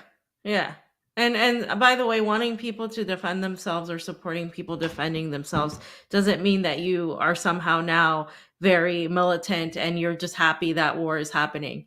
It just means like you understand why people are defending themselves. None of us want a war knocked here. on your door, if somebody nobody wants a war, and if somebody knocked on your door and was like, yeah, we're just gonna kill your entire family, and you're just gonna be like, okay, yeah, just go ahead and do it. Like, sorry, your compassion is not enough. Your tears are not enough. What is enough is for allowing people the right to defend themselves, and they weren't able to defend themselves properly for 9 years, and there's a count amount of evidence to that. This Yeah. is why so many people are testifying at the UN Security Council. This Yeah. is why I went. This is why I'm going to continue to go. This is why more people should go, and before they open their mouth, because it's really nice to sit far away and say, yeah, all war is bad and everything. It's duh, but like there's a difference between defending yourself from an aggressor and going there and being the instigator and starting a war. There's two completely different things here. Two completely different things. And we can all virtue signal and think that we're better than everybody else and we're morally superior until you're faced with that dilemma. Yeah. And then you decide what you would actually do in that situation. And things are entirely different when you're in that situation. When you're being shot at, when your family's dead, when you step on a pedal mine and your leg gets blown off, that's an entirely different situation than sitting at home and judging people or judging entire governments for supporting and helping a group of people. And every single journalist that I know that's gone to Donbass and has seen the things that they've seen really, really understands that, because they understand the reality, not what they would like it to be in an ideal world, but the fucking reality of what is. And that's the difference. Let's get to it. I thought you'd have just a bunch more tweets over here like we had. I can go pull to the tweets. I see you didn't put the tweet of Marjorie Taylor Greene walking with the white balloon down to Biden's Yeah, office. I did. It's all in there. Oh, you did? I didn't see it. Oh, my Lord, fam. Let me bring up Yeah. this, though, first. Let's get rocking and rolling. Ladies and let's gentlemen, just getting into our next section. Do us a favor really quickly, fam. Let me just do some quick house cleaning. You guys know that you can go and help us out if you are interested. Please go to our givesendgo.com, the convo in Cuba. That's the next spot we got to go to. Givesendgo.com/the convo in Cuba. Please, of course, too, if you want to help Pasta get to DC for the Rage Against the War Machine on February 19th, you can always hit me up. Thank you to the people who hit up my Venmo at Craig Jardula, and of course my Cash App at $fam Pasta Jardula. You can always help out. I don't give a damn about all the little bickering and everything else that's going on. This is important. We need a sense of urgency here. We got to avoid World War III. So please help us out if you can't. In any way, if you can. We are on Rumble. We are on Rockfin Premium. We are on YouTube. Fam, let's take it away, because Keith Olbermann said yesterday, fam, that this was one of the greatest State of the Union speeches ever he heard. Rob Reiner was just bragging about it, fam. So please, let me know. So did Kyle Kalinske, and so did that entire stupid contingent that is basically just sucking the teat of Joe Biden and the Democratic Party, because that's all they have left now, because they've been wrong about literally everything else. So now all they have left is to really just double down. Yeah, they're paid on everything else. Fam, I wish I had the cash register machine. They're paid. I just want to say that real quick. Yeah, I'm not going to say that because I don't have evidence of that. But at the end of the day, that's what it would seem like. Okay, so I'm going to read to you guys a little bit of Joe Biden's speech, because I went on Telesur after last night. I stayed up pretty much all night, and I did another interview in Telesur, and I talked about this. Because Joe Biden's State of the Union address was so boring that I fell asleep for like a little bit and I had to wake back up. So remember, because when he spoke, it was like 5 a.m., like 4 a.m. my time. So just understand, okay? 5 a.m. I think, around that time. Okay, so he said, I'm going to read it, okay? Members of Congress and the cabinet leaders of military, blah, blah, blah, blah, blah. And you, my fellow Americans, thank you. I start tonight by congratulating the members of the 118th Congress and the new Speaker of the House, Kevin McCarthy. Mr. Speaker, I look forward to working together. I also want to congratulate the new leader of the House Democrats and the first, starting with the virtue signal, Black House Minority Leader in history, Hakeem Jeffries. Congratulations to the longest serving Senate leader in history, Mitch McConnell. And congratulations to Chuck Schumer. He's congratulating all the best people we have for another term as Senate Majority Leader. This time with an even bigger majority. Yay! And I want to give special recognition to someone who I think will be considered, get this, the greatest speaker in the history of this country, Nancy Pelosi. And then Nancy Pelosi was like, A story that is unique among all nations. We are the only country that has emerged from every crisis stronger than when we entered it. Really? This is what we are doing again. 2 years ago, our economy was reeling. Our economy is still not reeling. As I stand here tonight, we have created a record 12 million new jobs, more jobs created in 2 years than any president has ever created in 4 years. Can we stop wait, for one wait. second right there, or do you want to read Yeah. more? I want to. Oh my God! All right, I'm Well, sorry. I have to read more. All right. But we I can just wanted to stop. comment about that. Yeah. Because, I mean, Yeah. every single president says this, right? Every single Yeah. Donald Trump wouldn't stop saying this. Joe Yeah. Biden wouldn't stop saying this. With all the millions of jobs created, how come so many people don't have any jobs? And then how come? And why don't we mention that all these jobs that are created are shitty jobs? That it's a way of moving people from halfway decent paying jobs into more shittier jobs. We have a complete gig economy. We don't make anything. We don't fix anything. I mean, how do they Yeah. get away with this? I'm sorry. No, so they get It's away just with this frustrating. because he's right. There's a 12 million new jobs, but what they don't tell you is that there's 12 million new jobs because everybody lost their job before. So you're basically just giving people back some of the jobs they already had when the economy was already shit. So you see, they manipulate words, and this is what we were just talking about with Johnny. They manipulate words to a way where it makes people feel good. And then they're like, oh, yeah, actually, they did create 12 million jobs. But what you don't know is that before those 12 million jobs were created, they were lost. And so you're Yeah. basically starting out at net zero or worse because you were already in a shitty situation. So fam, and now we get down to business on COVID, fam. but Because wait, 2 years ago, can we what? say a fair way? 12 million jobs were replaced, meaning they were gone, but now they came back. Sorry. Yeah. So 2 years ago, COVID had shut down our businesses, closed our schools, and robbed us of so much. COVID did that. COVID, not the government, not the WHO, the government, right? Not the Right. WHO, not Fauci, not these governors, and of course the federal government. It was COVID that did that. Damn, I think COVID, the you're being little unfair. particles of COVID, the No. coronavirus came by and was like, hey, shut down your businesses, First of all, close your schools, and fam, let me take some of your fucking money. Like that you see what they do here? I don't think people realize this is what they do. Notice how carefully these words are placed. all right, Go fam. ahead, First fam. of all, COVID only came out at night. Okay, so that's first off, right? Like when they had this whole the craziness, because they're gonna say, like, because there's people out there, independent journalists, mainstream media journalists, who thinks we didn't lock down enough, who thinks we didn't lock down more, and we're even more draconian. There are people who are still complaining at it.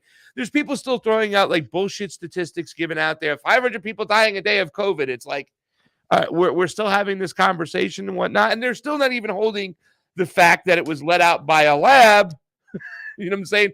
Probably with a lot of evidence coming right back to us. And yet they want to start still acting like this was just a event that happened. They had no choice. And we're moving at the speed of science. And they had to shut everybody down, close your businesses. But if you listen to what people said before this started, simply from the receipts that like shit, Johnny Vedmore and Whitney Webb and all these guys we talk about put out there with Event 201, Lockstep, all these things, we already knew what was going to happen, but yet they're still able to just give you the bullshit. That's why the State of the Union is so just, no matter who said these State of the Unions since I've been alive, they've just always been full of you know what, fam. Go ahead. So he said, today, COVID no longer controls our lives. COVID just decided after Mr. COVID robbed you of everything and closed everything down, he just said, that's it. I'm leaving. I'm done here. I no longer control you. You're free. You're free like the genie. Okay. And so then 2 years ago, our democracy faced its greatest threat since the Civil War. Today, though bruised, our democracy remains unbowed and unbroken. And we gather here tonight. We are writing the next chapter in the great American story. a story of progress and resilience. When world leaders ask me to define America, I define our country in one word: possibilities. I can't even. Possibilities, fan. Go ahead, Cracker You Jack. know, What do you call them? Corn pops. not we're Cracker often Jack. told that Democrats and Republicans can't work together. But over these past 2 years, we proved the cynics and naysayers wrong. Oh, yes, you did. You worked together to screw the American people. Yes. You worked together to get us into a war. You Yes. worked together of course you work together. You work together against the benefit of the working people. The only people they work against are the working class here. That's it. Everything else is for show. And you're going to see the whole show about everything they did with Marjorie Taylor Greene and all this crap. Yeah, you're going to see the show, but this is literally what he's talking about here. He's telling you that at the end of the day, they work together. Yeah. There is kind of like that whole kind of like they have to kind of admit to us their little secret society, so therefore they are dissolved from any punishment. It's like relieving themselves of the karma by telling us this. And that you are right. They are definitely work together when it comes to war. There's no push against this freaking war whatsoever yesterday. Obviously, it was kind of just barely mentioned because they want you checking out of our foreign policy. They don't want you paying attention to this stuff. They don't want facts about what's going on. They don't want the information that Scott Ritter's getting out there, what's going on the front line. They don't want you talking about the fact that in low numbers, at least close to 250,000 lives have been taken with this war. They want you unplugged and out of it, and they want you thinking also, too, that when it really matters for the people, that's when they work together. That's what was in the paper this morning, fam, and the Las Vegas the Review Journal. Biden talks about working across the aisle together and stuff for the benefit of the people. There's too much gridlock. But they do work together for war. They do work together for Big Pharma. They do work together with Big Tech to censor you. So you're absolutely right, fam. Would you like to read more of this brilliant speech? There's a couple more. Go ahead. And I'm almost done. So, but time and time again, Democrats and Republicans came together to defend a stronger and safer Europe, meaning Ukraine. Yeah. Meaning Ukraine, okay? Came together to pass a once-in-a-generation infrastructure law, building bridges to connect our nation and people. Yeah, that shit. That's just, it's worse than anything. Came together to pass one of the most significant laws ever, helping veterans exposed to toxic burn pits. How about we stop sending veterans to war? Yeah. In fact, I signed over 300 bipartisan laws since becoming president, from reauthorizing the Violence Against Women Act, to the Electoral Count Reform Act, to the Respect for Marriage Act that protects the right to marry the person you love. So all of these virtue signals to the feminists, to the LGBTQ community, etc. And then he later on virtue signals to the Black community and the Latino community. To my Republican friends, if we could work together in the last Congress, there's no reason we can't work together in this new Congress.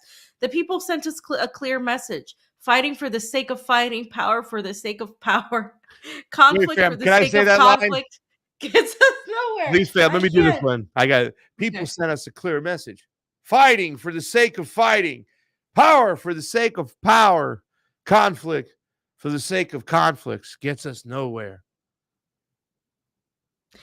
And that's always been my vision for the country: to restore the soul of the nation. Oh, that Jesus. Line, every turn, Soul of the every nation, turn, fam. the soul of the nation. To rebuild the backbone of America, the middle class that I've been screwing for so long.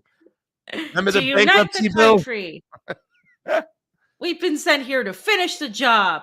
Do you guys realize this is all bullshit? I could literally do this speech by myself. No, he has been sent there to finish the job, fam. They want to make us completely useless. They want to take away everything for us. To many good paying, I pause that. To many good paying manufacturing jobs moved overseas. Factories at home closed down. What is he? Did he have dementia and just did he get transported back to the 1980s when he was pushing freaking for too many good paying? Yeah. So yeah, we know this, Joe. You know who did it? You know. And along the way, something else was lost: pride, that sense of self-worth. So I ran for president to fundamentally change things, to make sure the economy works for everyone. Blah blah blah blah blah blah blah. He didn't run anywhere.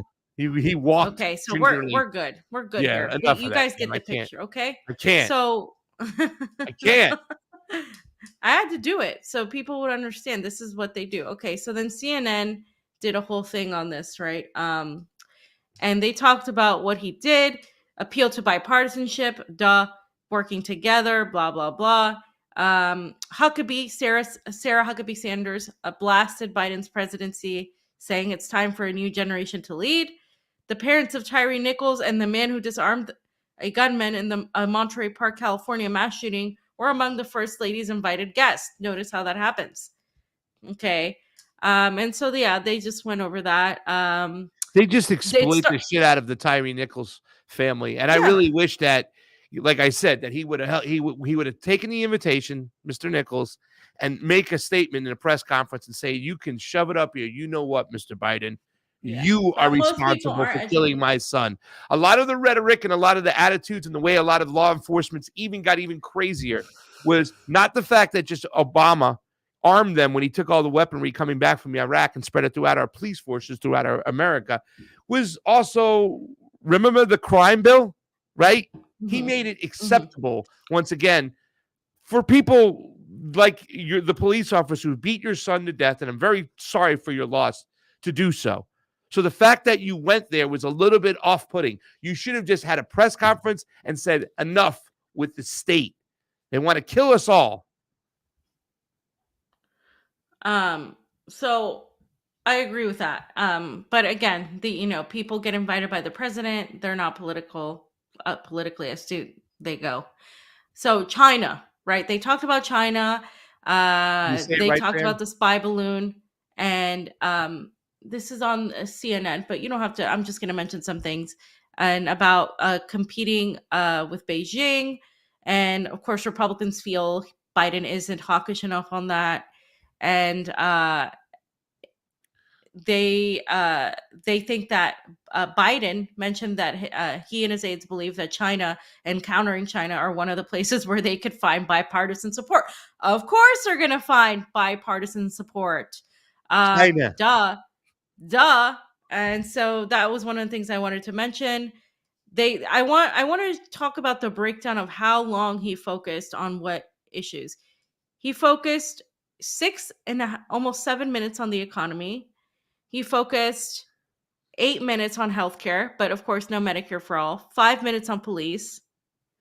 By the way, remember when Biden was running for president and he was saying, again, virtue signaling to the Black community. And then the moment he became president, he started funneling money to the police. That's exactly what he's going to do after this.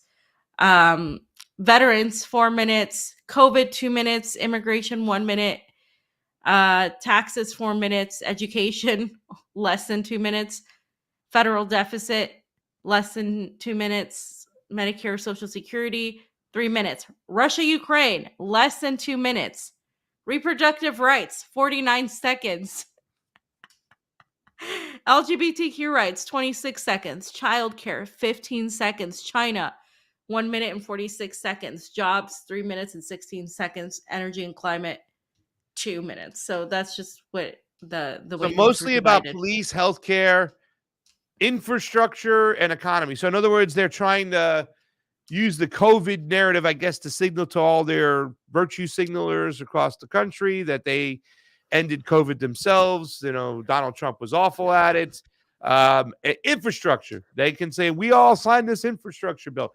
Infrastructure always sounds juicy, fam, but are they really going to deliver? Shadow Ban Refugee came on the show before. We talked about the infrastructure bill, how it's a bunch of pork, a bunch of malarkey. And it's going to actually open up the nation for a lot of these highways and freeways to build pipelines along the way. So, I mean, fam, do you want to stick on this article? Or you want to move a little bit forward? You tell me. No. We're moving on. We're moving on. We're moving on over here. I got a tweet. Social Security. Social Security, right? Mm-hmm. This is the thing that just sent everybody flying, that everybody's been talking about. Social Security. Biden attacked Republicans because of their condemnation, because they say they want to cut Social Security, and they have said that, and I'll show you the video where they have said it. However, the liberal shit libs are making Biden out to be some sort of like heroic figure. Like, oh, this is Dark Brandon. Look how he's showing to Republicans their hypocrisy on Social Security. Because while Biden was saying this, Marjorie Taylor Greene was calling him a liar, and what's her face was like Lauren Lauren Boebert. Yeah. So this whole spat came out. This is what I'm talking about, this theater. So let's hear what Biden actually said, and then we'll have Biden versus Biden, and then Biden versus Republicans, because Biden is not the Social Security hero you think he is. All right. So I'm gonna do my Lionel impression, because this is Lionel says, if you had just to watch one moment of the State of the Union, this was it. Fam, that's a good I'm sorry, that's a good Lionel. Making the wealthy pay their fair share. Some Republicans want Medicare and Social Security to sunset. I'm not saying it's a majority. Let me give you, anybody who doubts it, contact my office. I'll give you a copy of the proposal. That means Congress doesn't vote. Well, I'm glad to see you. No, I tell you, I enjoy conversion. You know, it means if Congress doesn't keep the programs the way they are, they'd go away. Other Republicans say, I'm not saying it's a majority of you. I don't even think it's even a significant, but it's being proposed by individuals. I'm not politely not naming them, but it's being proposed by some of you. Look, folks, the idea is that we're not going to be moved into being threatened to default on the debt if we don't respond. Folks,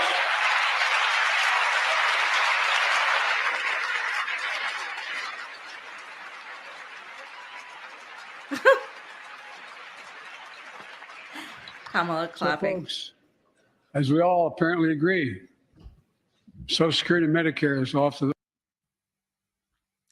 Right. So they were like, so all of these, shit libs are like, oh my God, Joe Biden just really showed the Republicans because he made them agree to not cut Social Security and Medicare. This is their framing, right? Okay. So do you have anything to say? Because this is the whole thing. Go. Am I muted? Let me see. No, you're not muted. No, I mean, go ahead. It's okay. This refurbished fucking argument coming over and over again. Like, this is an argument that doesn't die, and this is what they're building their pro Joe on. I'm pro Joe because he's defending Medicare and Social Security. I'm pro Joe. It's already gone, guys. It's done. But just so you know, it's going to be gone by the time we're there. But okay, so just for credit, here is the truth of what Republicans did say, specifically one. And this is what he had said about Medicare and Social Security. So let's play this video right here. Talk about this is Senator Mike Lee. Yeah, because he was pissed. Well, and here's Mike Lee. Phase out Social Security. Mike Lee is the one they had the meme of the face when he was saying that stuff, and like he was doing that look. So it was almost like they were setting it up for him to say this. This is the theatric. Steve this morning made a good assertion that the State of the Union is the Grammys for the politicians in Congress. Sorry, I love that. Here we go, Mike Lee. It is. Yeah. Go. My objective to phase out Social Security, to pull it up by the roots and get rid of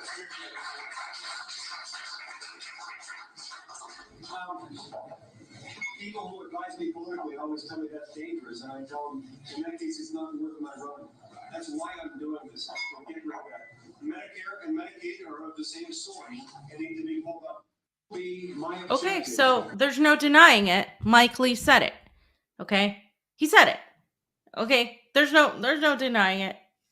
Now, Mike Lee isn't the only one that said it. I mean, this has been a position not just of Republicans, but it's been a position of Joe Biden himself before. Okay, that's the thing here.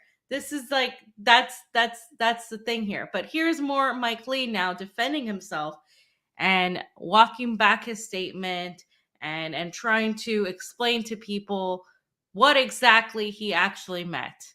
I got this is this the right one next? Let's see. Because I didn't was it in the same thread as Mike Lee before? Was it a thread? Let me see. No, it's not a thread. It should be a different video. I don't know. Let me double check on this because Really quickly, guys, do us a favor. Hit the like button, hit the share button. Thank you so much for joining us. What does the today. caption say? Can you pull it up so I can read it? Because Which one? the video you have up. The next one. The next one? Here, let me go. It says Ed. I'll pull it up. Yeah, That there one. you go. Okay, so to all Republicans saying Biden lied in his State of the Union address when he said there were Republicans trying to cut Social Security and Medicare, here is a video proof of Rick Scott outlining his proposal. Okay, no, so this is the one with Rick Scott, not Mike Lee. This is the one with Rick Scott outlining this proposal. Rick Scott is another Republican, so Yeah. Florida. again. Yeah. Yep. He's not the only one. Lee isn't the only one. Lee said that a long time ago, but Rick Scott has said this as well. So let's just hear what Rick Scott said. Recently put out an 11-point plan to rescue America. Two of the big points of which are, quote, all Americans should pay some income tax to have skin in the game, even if a small amount. Currently, over half of Americans pay no income tax. It also says all federal legislation sunsets in 5 years. If a law is worth keeping, Congress can pass it again. So that would raise taxes on half of Americans and potentially sunset programs like Medicare, Medicaid, and Social Security. Why would you propose something like that in an election year? Sure. Well, John, that's, of course, the Democrat talking points. It's a No, plan. it's in the plan. It's in the plan. But here's this thing about reality for a second. It's First not off, let's talk about but Medicare. Senator, hang on, John. So it's not a Democratic talking point. It's in the plan. And also in the plan, it says we ought to every year talk about exactly how we're going to fix Medicare and Social Security.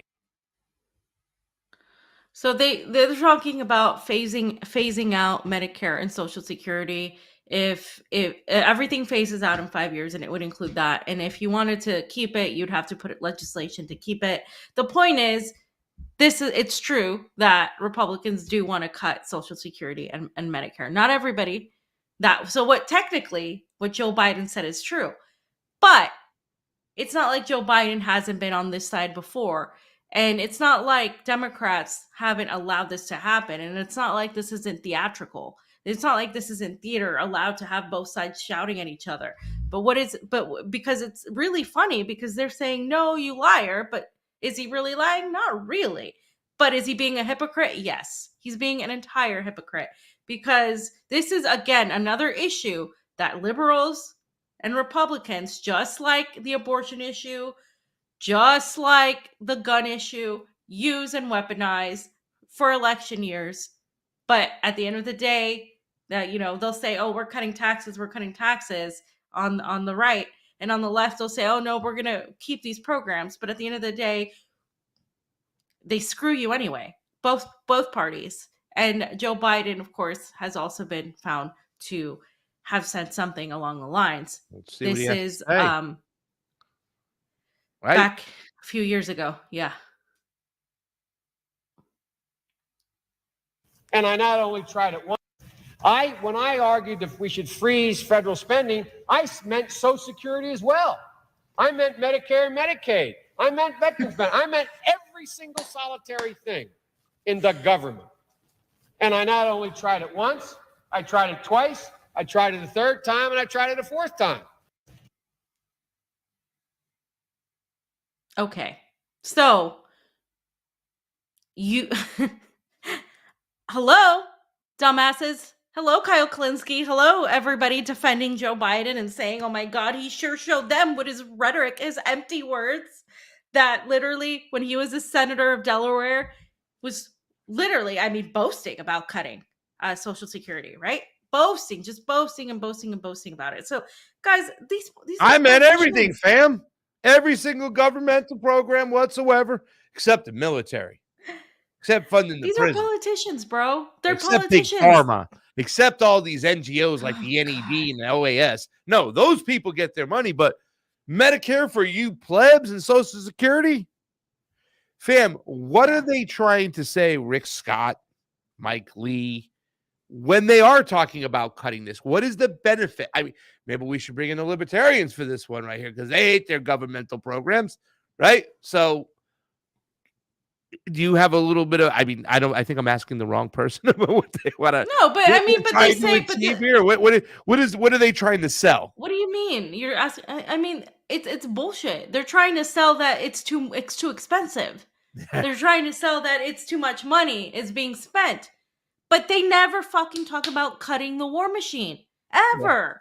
So that I don't want to hear it. I don't care if you're a libertarian that studied Keynesian economics and you feel like you're an expert. I don't give a damn about that. You don't. That's irrelevant to me. It's bullshit compared to the amount of money we spent on war, and the fact is, in other parts of the world, when people get old, they're supported and helped by their government if they want to be a part of society. If you don't want to be a part of society, then, if I were president, I'd be like, okay, then you don't have to live. If you want to opt out. That's cool. But people that are opting in, that are paying taxes, you're supposed to have something when you're old and you are not allowed to work or you can't find a job. I see people here still in the United States, especially when I was in Los Angeles, working, older people in their 80s working. because they have to, because even their Social Security isn't enough and they have to work. It's fucking ridiculous. They die. Be working at 80 years old. They die. And it's not like Larry King working, doing this to the day we die. And I hope to God I get to do this to the day I die. I'll be blessed if I do. But Fiorella is right. We've seen so many people, elders, working. And Oz, this is something that our boy Oz from Roar Media used to talk about. The fact is that we have a society that treats our senior citizens like shit, right? And this is more of it. Like, the sink or swim, pull yourself up by your own bootstrap. What does it say about a society that can't take care of the people that are on the last act of their life, that are on their way to that big cloud of the sky? And I'm asking all these Christians out there that you want to go along with this whole kind of thing where we're going to pull away from the most vulnerable and needy in society because it goes against your ideology that the government can't do things because then we're controlled. That's the shit part of the whole fucking economics I just can't stand. You know what I'm saying? That's the part that makes me more of a leaning socialist of sorts, of having some type of program to take care of people at their last stages of their life.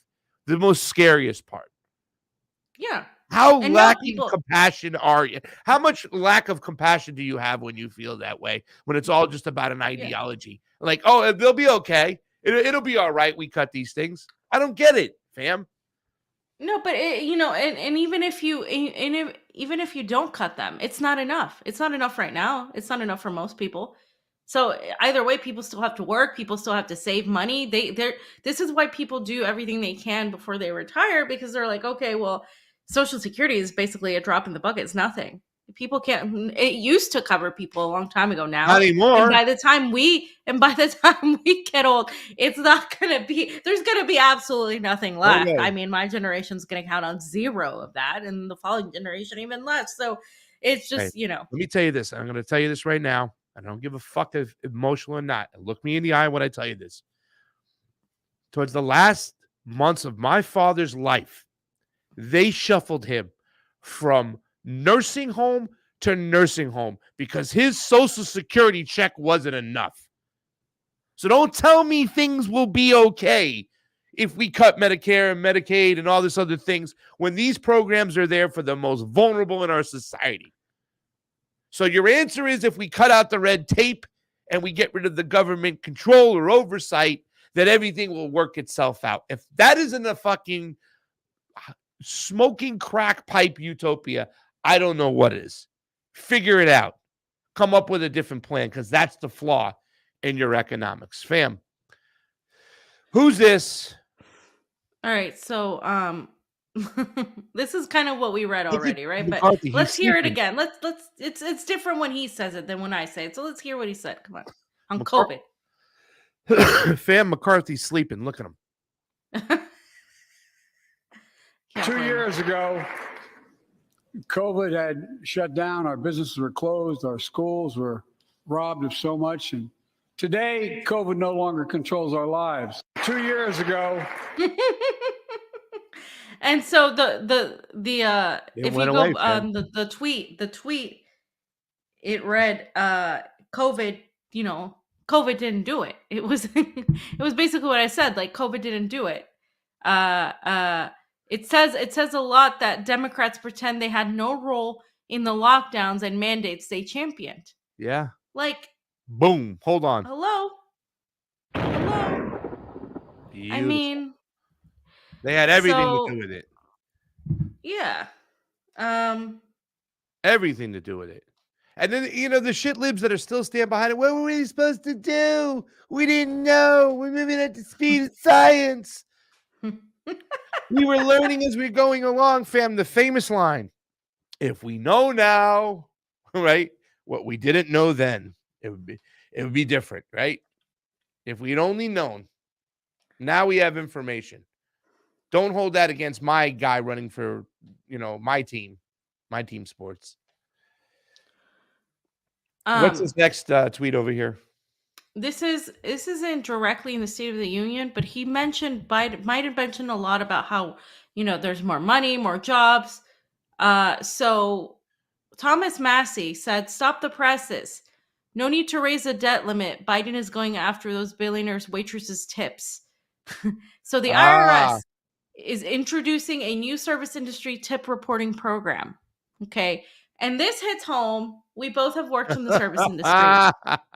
Okay, let me tell you, a waitress making $4.25 an hour in Florida is usually what they're making. Maybe it's up to $5 now. I don't know, maybe. Because even if the minimum wage say is $7.50, waiters and waitresses and bartenders always made less because they rely on tips. That's just the way the system works. It shouldn't work that way, but that's the way the system works. Waiters in pretty much every other country I know make a salary. They don't rely on tips, but in the United States, that's what happens. So then they're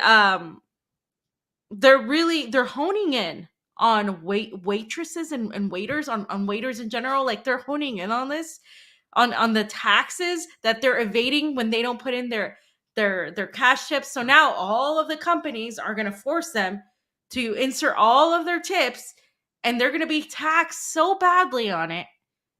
And it's going to be shitty for them, because the one way to make money off of that industry was to get tipped cash. Yeah. And to get these tips.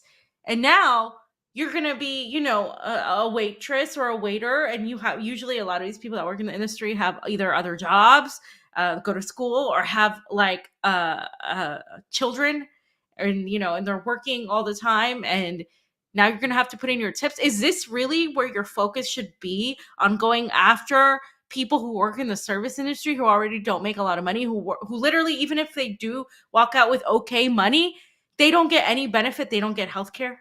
They don't get any sort of work compensation. Really, it's so difficult to get work compensation. It's just, you don't get any safety nets when you work as a waiter. You're not a full-time employee, so that's how they do it. So most of the time you're not. It's just so shitty. So forget looking into all the corruption that's going all around us. Let's really hone in on the just terrible, corrupt waitresses and waiters. Yeah. And it's just disgusting. They're getting their hands further in your pockets. Also, too, fam, one thing to kind of take into consideration is that in certain states, California, tips are considered a gift, and that's a little bit different when you're tax deductibles and all that other thing. But now all that's going to go away, because they're going to implement their program where they can get as much as possible from the cash. You know what I'm saying? Everything from the tips. And now they can do that because everything's on credit card, right? 90% of the places are on credit card. There are places that are going no cash. Like my friend used to work at the IPIC in Delray Beach, fam. There's no cash at that IPIC. They don't take any cash. There's no cash register. So You know what I'm saying? Now everything is more trackable, more traceable, and they're going to get more of their hands in your pockets, and that's what's intended to do. But fam, there's some wins, right? Let's hear from Crime Bill Joe, right? Joe Crime Bill, Racial Jungle. We need a bigger fence. Work with segregationists. Anita Hill, Burisma, sanctions, blockade, bombs away Biden, ladies and gentlemen. Instead of opposing his disastrous policies, progress. Fam, intersectional imperialism at its finest. And look what we have. They're ready for President Joe Biden. We're so excited. What happened to like challenging the Democratic Party, bringing down the House or whatever they said they were going to do? Oh, it's just, look, we're taking a picture purposely full of just people of color that are pretty much allowing Joe Biden, the Democratic Party, the State Department to continue bombing people of color, to continue arming fascists who are voting for the arming of Nazis, who are voting to continue to supply weapons to Israel so they can go and bomb Iran, so they can go and continue murdering Palestinians. Who, I mean, I could go on and on. How upset is AOC that she missed this picture, fam? Right? We got Ilhan. She'll Photoshop herself in there. With she should. We got Corey. We got Jamal. And Jamal has just been such a weak character. Let me finish, man. Let me finish. Screaming at the dude who's kind of saying, we're going to have nuclear annihilations. And let me just say what I got to say. You know, I mean, please, you haven't talked any anti-war stuff. You supported the most friendliest AIPAC Speaker of the House, Hakeem Jeffries. Please, don't want to hear nothing. And then we got the new crowd on the left, the newbies fam, the new kids on the block. They're hanging tough. Back there, you can see Rashida Tlaib. What's her name? Who's from Massachusetts? I'm so sorry. Ayanna Pressley is there. I don't want to forget about her. You don't know who that is next to Ayanna, but they're there, fam. They're the group's back. The band's back together. And I don't know where AOC is, though. She needs to get on that picture. So there you go. So that's what the State of the Union was full of. A lot of intersectional imperialism, a lot of virtue signaling. And the virtue signaling and the deniability and the theatrics. Because like I said, I think I put the Marjorie Taylor Greene in there. You did. And you got Pete Buttigieg. I just messed it up because when you click on the picture, it doesn't let you go to the next thing. So let me go get that up there, fam. But please continue, and I will have it up shortly. Pete Buttigieg. Buttigieg. Okay, so I just really quickly, what Pasta's gonna get this one up, but again, the virtue signaling from random people. Ooh, this is from from a chair of the Kentucky Dems. I never heard of a POTUS reference. The talk. Oh, that's what you put. I didn't put that in there. You put that in there. I didn't put that in there. No. No, I put that in there, but we're not there. You skipped virtue signaling. Where do you have one more? You skipped a whole section. Yeah. Oh, I'm sorry. Signaling. You want to do this and we'll backtrack? I'll get it up. Yeah. So this one is virtue. I don't even know where you are. Hold on, let me see. I'm at the one right after virtue signaling. Okay. So this is the virtue signaling, because notice how they have all these Ukraine little ribbons, right, on their little on lapels. Like, who is that? Who's stood on the right side of the screen, fam? I don't even know who these people are. But look. Oh, there they all the time, McConnell. Trying to be. I wasn't, fam. I wasn't interested. I was not supporting. Where's the rabbit? I was not supporting Ukraine. That's not true at all. I was wearing my Look tie. At them. I mean, they're just freaking. These are the people that make so much money doing absolutely nothing but screwing the American people. Just a reminder of that. If you're not angry, you're not paying attention. So the other one I wanted to show, I think I got it. Is how Biden was virtue signaling from on the Black community. He was, of course, virtue signaling. We know he's been no friend to the Black community, But this person said he's a chair of the Kentucky Democrats. I've never heard a POTUS reference the talk in a State of the Union. My son texted me from his room. I hope Joe Biden talking about that makes us safer. The real estate is a State of the Union is prime.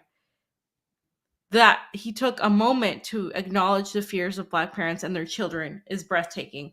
So what he's talking about here is that Joe Biden virtue signaled his way into alluding to the talk of that Black parents have to have with their sons, especially sons, but their children, but especially sons, about what happens when you're approached by a police officer. Now that is true. That's something that happens, but I'm pretty sure a lot of people have a conversation about cops. Does it apply differently to Black people? Yeah. I mean, I think there's definitely different tones that you may have. I mean, I'm not going to speak. I'm not Black, but I am saying like this was a moment that was just so manipulated to get a rise and a reaction. Exploited. Thank you. That is the perfect word. It was exploited. He's exploiting the Black community once again, literally doing nothing to fix the actual problem, literally making this whole thing only about race when we know it's not, because they can't address the class issue because they would have to literally address themselves. And of course, all this does is anger the right more, and then it really just distracts attention from what is actually the problem. And it just creates this idea that Joe Biden is a friend to the Black community, which he never has been, guys. He literally, that's why I said Crime Bill Joe. Like, hello?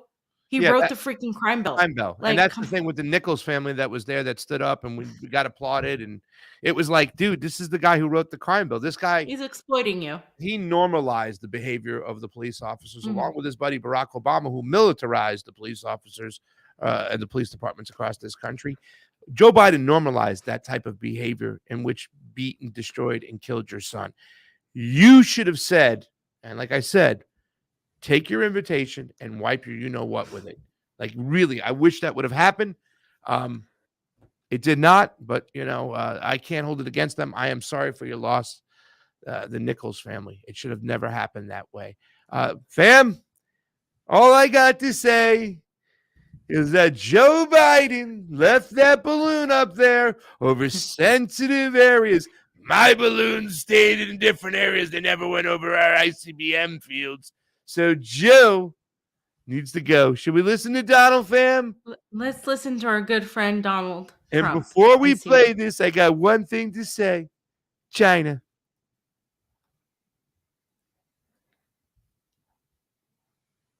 Here's the real State of the Union.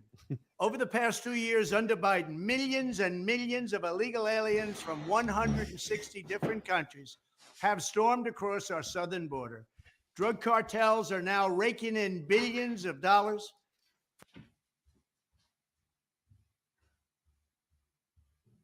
From smuggling poison to kill our people and to kill our children. Savage killers, rapists, and violent criminals are being released from jail to continue their crime wave. And under Biden, the murder rate has reached the highest in the history of our country. Biden and the radical Democrats have wasted trillions of dollars and caused the worst inflation in half a century. Real wages are down 21 months in a row. Gas prices have soared and are now going up much higher than even before. And the typical American family is paying $2,200 in increased energy and food costs each year. Joe Biden's weaponized Justice Department, and I'm a victim of it, is persecuting his political opponents. His administration is waging war on free speech. They're trying to indoctrinate and mutilate our children.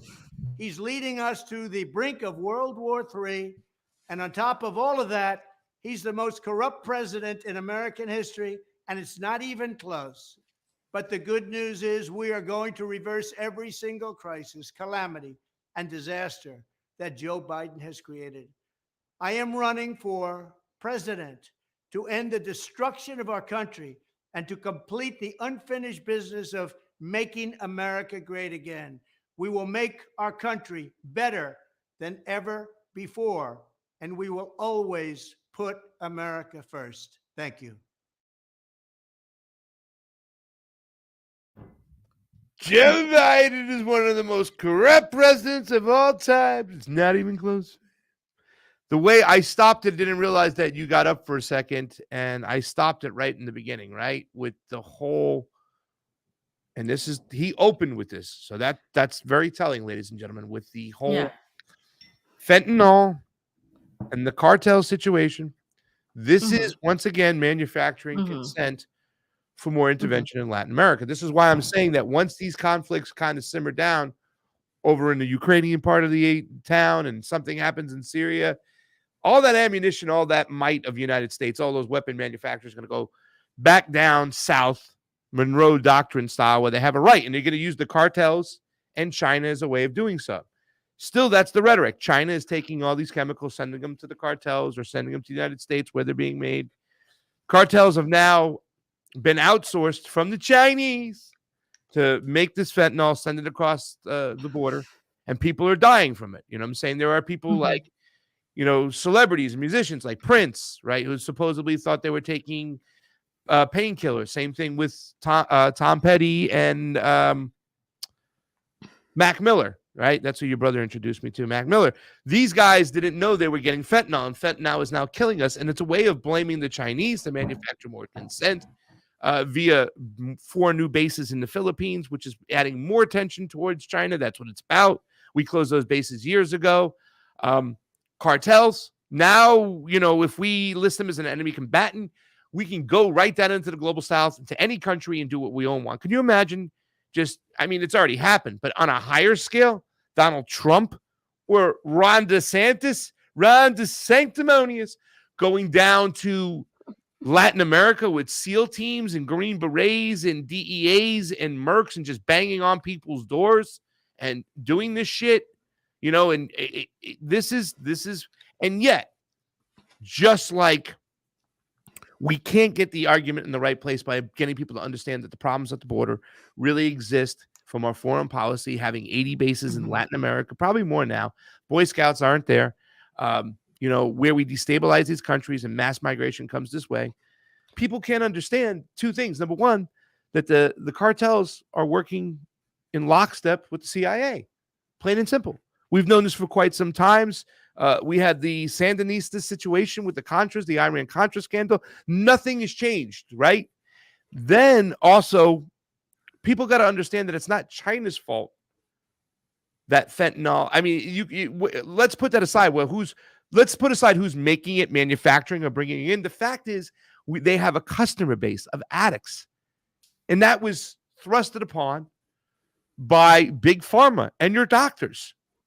They've created the addicts for the products that are being sent in here. And instead of looking inward and saying, why don't we fix the problem from within? They use it to manufacture consent. Because here's the thing, fam, very important, very pointed out this morning. We talked about it. It's by design. Addicts are easier to scare. Addicts are easier to control. We have a nation full of addicts, right? And a ton of money's been made on it too as well. This is all by design. And until we look inward and fix the problem within, it doesn't make a difference. This is the part of Donald Trump I hate. Go ahead, fam. Yeah. I mean, this is red meat, you know. This is why I titled it, I said Trump isn't much better, because so now Trump is just going to pretend Joe Biden is not, you know, hawkish enough on China, that he's not hawkish enough on immigration, even though it's the same immigration policy that, you know, and so you have the right saying, oh, Trump has open borders. We don't have open borders in the United States. We really, really don't have open borders. And so it's just, this is just, of course, used for election purposes. Okay. We're nearing closer and closer to the election year. And what people need to realize is Pasta is 100% right. I mean, this is all about our foreign policy. But of course, Americans don't see it that way. They just see the illegals. And if you go to any sort of right-wing website, you'll see, the housing crisis. Oh, it's a bunch of illegals doing it. Most people that are immigrants are not the ones that are homeless, guys. It's usually like American citizens that are, just so you know. 1, 2, and this whole thing goes back to interventionism. And so we're going to have Trump be allowed to continue his interventionism while simultaneously blaming immigrants. All these immigrants are bad and blah, blah, blah, and all this stuff. Illegal. The term just alone, like, illegal, right, fam? That's the, I mean, yeah, he doesn't even say immigrants. He says illegal. illegals. Yeah, I mean, yeah. But it's just like you're dehumanizing purposely people, right? Because it makes it easier to then treat them as such. And like, that's the thing. It's like done on purpose. And so this is why we're screwed, because we have Donald Trump, we have Joe Biden, we have Ron DeSantis. Oh God, he's worse than Trump on this. Well, we got Pompeo, I mean, for president. I know he's going to run. So Pompeo's going to run. The Walrus might run. Everybody's throwing their hat in the ring. We're doomed. The United States doesn't have a good candidate, and people I don't think people understand. We understand this here, but I think even people outside of the United States who are like, are like, oh, what about DeSantis? They don't get like the intricacies of American politics and how bad it is and how they're not. I think they started seeing it a little bit when it came to China, because they were like, wait a minute, these people want to go to war with China now? I'm like, yes, they're not. The Republicans aren't your friends. They're your friends for right now. But then the moment you throw the China balloon, they're going to go to war with China. It's all by the design. moment This Russia is speaks with China. This is theatrics. This is kabuki theater to get people into positions to move them there. They make sure that the Democrats act as crazy as could be, where you go, oh my God, these people are batshit crazy. I'm going to go with these guys, right? And then it just goes in a cycle, right? We all know why some of us were Democrats, people my age, and it's not because I was a hardcore Democrat. It's just that what the Republicans were doing in Iraq and the preemptive strikes and their reasoning, and then there was no freaking weapons of mass destruction, and people were killed. You know what I'm saying? It was god awful. You know what I'm saying?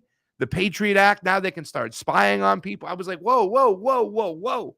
And I automatically, by default, became a Democrat, not realizing that I didn't have to play red team or blue team, but that's what we're taught. That's what we're programmed. That's the mentality from kindergarten all the way up, right? You know what I'm saying? We have a 2-tier system, red team, blue team. It's very easy. It's very digestible. It's NFL teams like the Raiders versus the Broncos, the Democrats versus the Republicans, the good guy versus the bad guy. It's just the programming, and it's just crazy. So, I mean, that's why they're there right now. But yeah, you're right. They're not your friends. They're just your friends right now.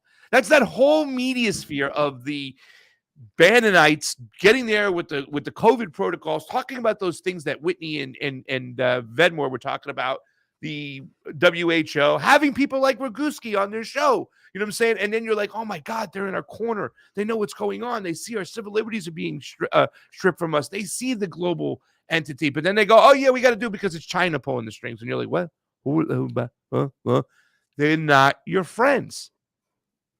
They're your pretend heroes, and they're going to move you into a position that they want to move you in. And mostly that's a bad guy, pro-war. We got to go after them. For the Democrats, it's Russia, and they're playing it out right now in Ukraine. And for the Republicans, it's China. But behind the scenes, it's one group going, all right, high five. We got them. Yeah, yeah. Balloon and game, the walrus is Lord Bolton. Bolton. Speaking of Republicans, here is Marjorie Taylor Greene. This is 3.5 million views, fam. Like, this was supposed to be a big gotcha, right? Now, see, I'm not a big everybody knows I can't stand Joe Biden, but if Joe Biden had 3 red balloons and say, these are the 3 balloons, and it said, make America great again with a Chinese thing on it, and like it happened 3 times under Trump, you can have these. Biden would have owned Marjorie Taylor Greene, but this is supposed to be a big gotcha. And let me tell you something embarrassing, seeing some of you guys just go crazy and clap like nuts for blowing a balloon out of the sky. It was a balloon, a weather balloon.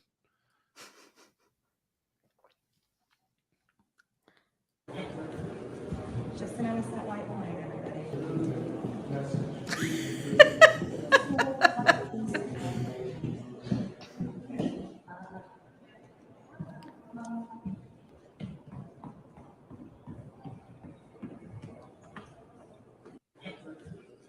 Just notice that white line, everybody. Does she think she owned Joe Biden with that one? Ooh, Ooh, and like so many people, did you see that Marjorie Taylor Greene? She owned Biden I don't know how she owned Biden. by bringing a big white, just an innocent balloon. Anyway, God, that was beyond weak, fam. That was beyond weak, and I can't. And just wrapping up the show, I have to talk about this, and I'll probably have Vanessa on soon to talk about this because this is a problem. So right now, when we were doing the coverage of Turkey and Syria, there were so much information coming up where some people were using white helmets videos, and you don't want to do that because the white helmets are the freaking terrorist group. I mean, that's been proven, right? And Not in the video games. well, yeah, well, not in the video games, but Well, they got to program you. They think the white helmets are good. yeah, they're still doing it. So the U.S. is refusing to end Syrian sanctions and to aid Syria. Really, they're sending their aid to the white helmets. They're not sending the aid to Syria, and they're praising the white helmets. They're rehabilitating them. So I wanted to just really quick mention Ned Price because Ned Price got asked. I got it right here. Give me 2 seconds. Right He now. got asked about, the sanctions in Syria because, by the way, this earthquake really hurt much of Turkey, yes, but it also hurt much of Syria. And the problem with Syria is they don't have the infrastructure for this. They are already torn by this whole situation And and they by got the sanctions sanctions. on them. And can I say this much that I used to, Ned Price, congratulations. You're in the top 3 pieces of crap out there now. You know what I'm saying? Used to be Blinken, Victoria Nuland, all the good warmongers of your day. You know what I'm saying? Ned Price, John Kirby, all these guys. You know what I'm saying? Blinken is the worst. Blinken is just like, in that soft tone. Yeah, war is good. I would like to start today by echoing the President and the Secretary and expressing our deepest condolences to the people of Turkey and Syria following the devastating earthquakes in Kahramanmaraş and southeastern Turkey. The Department of State is in close contact with our Turkish allies and our humanitarian partners, and our initial assistance response is already underway. We are determined to provide any and all assistance to help those affected by these earthquakes. Secretary Blinken just got off the phone with his counterpart, Foreign Minister Çavuşoğlu of Turkey, to reiterate the same message. And we stand in solidarity with our allies, our partners, and the people of Turkey and Syria affected by these terrible events. All right, so that's the first part. So he's giving you the virtue signal. He's doing the whole thing. We stand in solidarity, blah, blah, blah. Yeah, the solidarity shit drives me crazy, fam. Like, Yeah. what does that mean? Well, they've co-opted the act. It used to mean a real thing, like we stand with the people, but Yeah. they co-opted it now. So now I hate hearing it too. Because now it's this second shit. It's a virtue signal now. It's bullshit. That's what it is. It's just bullshit. So then he gets asked, right, about Syria, and this is his answer. In Turkey, we have a partner in the government. In Syria, we have a partner in the form of NGOs on the ground who are providing humanitarian support. Well, let me just follow up on this because the Syrian government, as far as I know, it's a government that you still recognize. You have never unrecognized the Syrian government. So why not reach out to the Syrian government? They are in power. They're the ones that run these rescue operations or aid operations and so on. It would be a great gesture. Another gesture would be to sort of lift the sanctions that have basically, suffocated Syria. Saeed, and I'm going to resist the temptation to go into your advocacy rather than questioning, but I will make the point that it would be quite ironic, if not even counterproductive, for us to reach out to a government that has brutalized its people over the course of a dozen years now, gassing them, slaughtering them, being responsible for much of the suffering that they've endured.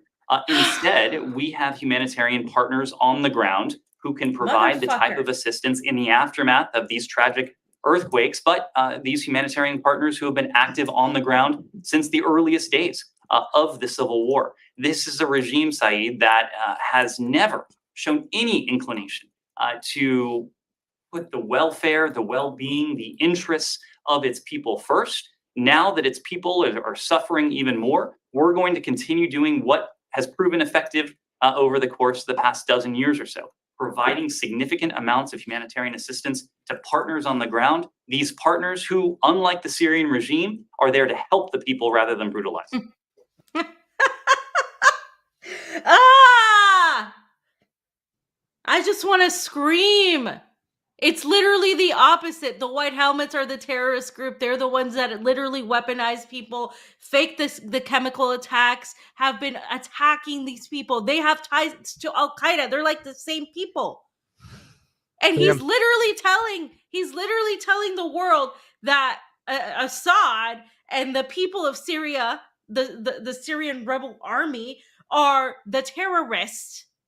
That, I mean, this is absolute. It's just absolute. It's such a lie, but it's done so just like so coldly. Like, these people are just fucking evil. They're fucking psychopathic. How do you lie this much? You know you're lying. It's just I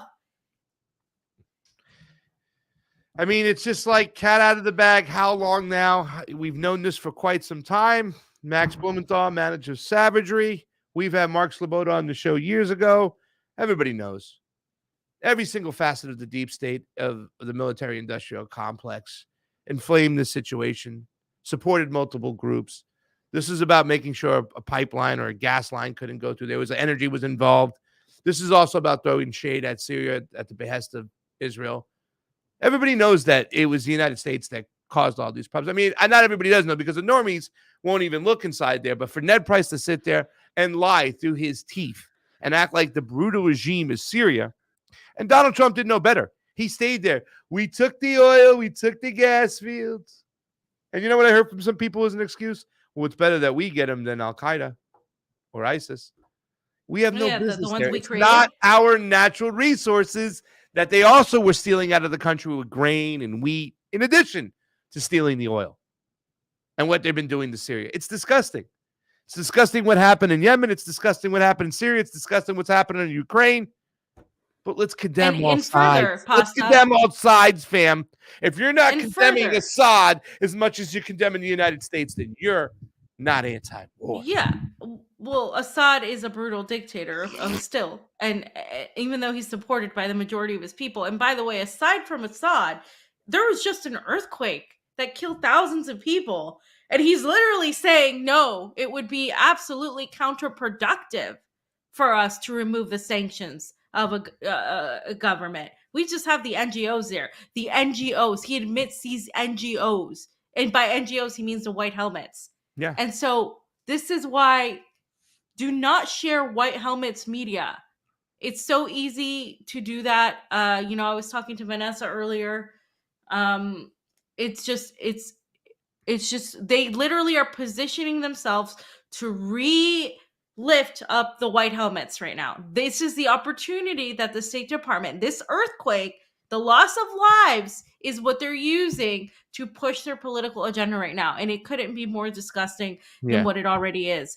Okay. So that's why I wanted to bring this up. There's a couple of tweets that I want to read real quick. Eva right here. Eva Bartlett, #fam.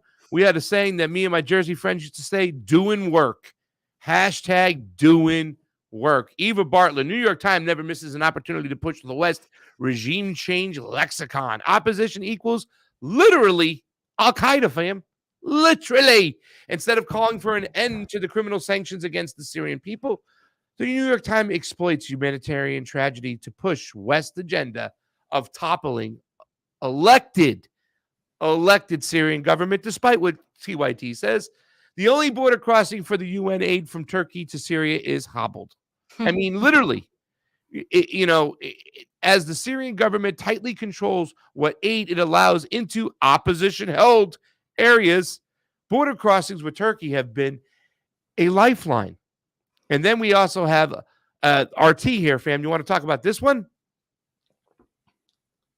Liberati, Syria's Idlib precisely for the civilians that America fakes concern over.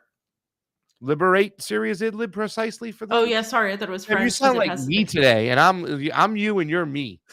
I had to tell you. Liberate Syria's Idlib precisely for the civilians that America fakes concern over. There we go. I know. I'm just teasing. I'm not one to talk. I would say liberate, but thank you for playing the pasta role today. I I appreciate know. that. I'm sorry. It's fam, no apologies. I'm off today. It did that thing where once you go to the picture, you can't go back and forth. I usually set them in a queue so I can easily get to them. But guys, I mean, they're using this opportunity to rehabilitate the white helmets as these heroes when they're actually linked to Al Qaeda. Okay. And Eva has been to Syria. She was there for a while. So was Vanessa Bailey. So have other journalists been there. You know, when I talk to journalists that are anti-imperialists that I work with, which isn't everybody, it's only a handful of us, we get really upset about this, right? Yeah. This is just a reality. Did you skip one or no? Did I Or is skip that the one? next I'm one? sorry. Let Can me we do this see. and go back to it? I might have skipped it. Ah, man, the queue. I did. Yeah, I think I you did. did. I might have skipped a It's a couple. lot. No. Yeah, you skipped a lot. Let's go back to Let me just the take off that one. So which one am I at? White helmets, Vanessa. white Bailey? helmets. Got it. Yeah, My bad. Sorry, fam. Don't fire me. you should be sorry. Don't You be are fi- fired. Why are you He's gonna fire fired, me? guys. He wants to take his job. Ah, I done got fired on my day on. You're Mid-shift. fired. You fired. You Pinky, don't fire me. What do we got here? All right. So the collective West are lying when they claim any solidarity with Syrian people or that they are sending humanitarian aid to Syria. They are sending only to areas controlled by Al Qaeda, assets, including the White Helmets. Aid will not reach Syrian people in most cases. Do not donate your money to any White Helmet NGO. Okay. A generous donation we have just arrived from the Saudi German hospital in Dubai, and it was received by the relief committee in the industry room and handed over immediately to the Syrian Arab Crescent at the Aleppo airport.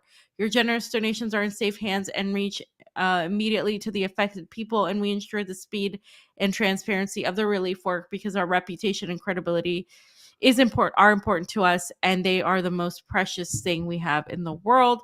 So Vanessa is commenting on the fact that the Western media is trying to really show that the white helmets are actually helping people when they're not. And she actually, below that tweet thread, you guys should go to it, posted how sanctions on Syria are killing people.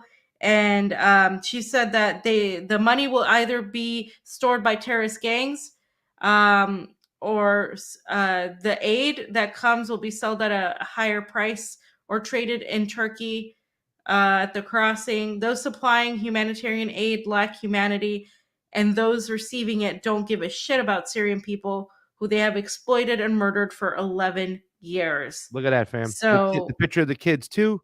Let's not forget human trafficking, organ trafficking. That's what happens. What comes out of these war zones, ladies and gentlemen. It happens. Child organ trafficking. That's what happens in your war zone.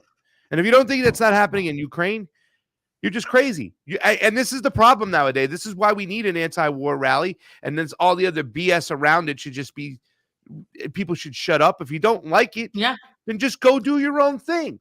Because this is what we're up against. We're up against World War III. We're up against death and destruction. Something we can get together, but we're not happy because we don't like what that person said or what that person thinks. That's not how coalitions are built. yeah, well, the left or whatever, and most of the people in the United States don't know how to build coalitions at this point. That's the problem. They have to find something wrong with everybody at some point. Guess what? We're all human beings and we're all flawed. There's something wrong with everybody, especially Pasta. I mean, that guy, his hair is just crazy. There ain't nothing wrong with me, fam. Look at his hair. Yeah. Am I big screened? I must be big screen. I'm sure. Stop. You're making fun of me. Fam, I didn't there's know. obviously a lot of things wrong with me, so I'm obviously psychotic. What do you got here, fam? Al-Qaeda's white helmets found a golden opportunity to beautify their tarnished image by using earthquake victims, especially children. Don't be fooled. Almost everyone in that picture is an Al-Qaeda terrorist. Look closely. So you can see right here, this is what they're doing. They're doing all of this stuff. Guys, this is how it works. It's so crazy. It's so crazy. It's really insane how they're doing this right now. And most people don't notice.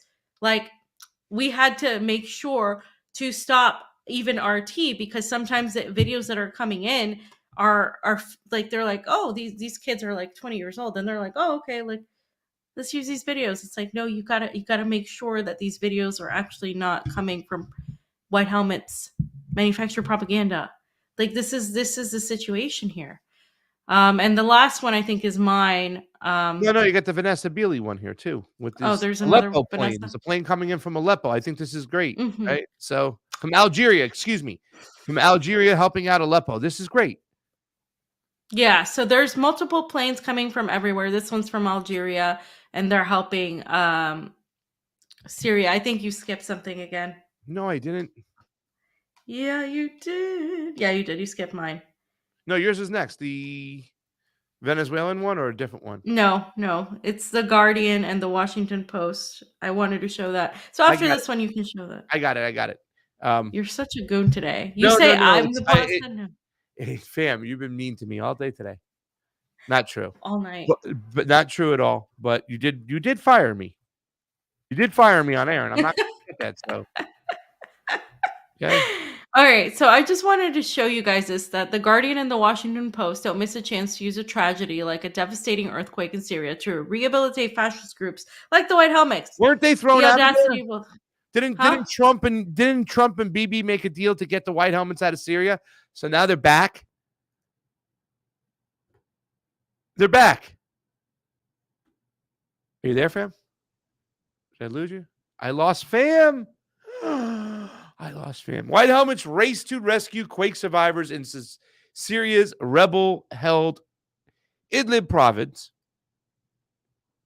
More than 210 buildings have been flattened in those areas, according to the White Helmets Rescue Group, which operates in rebel-held areas of Syria. Another 520 were partially destroyed, with thousands more were damaged, it said.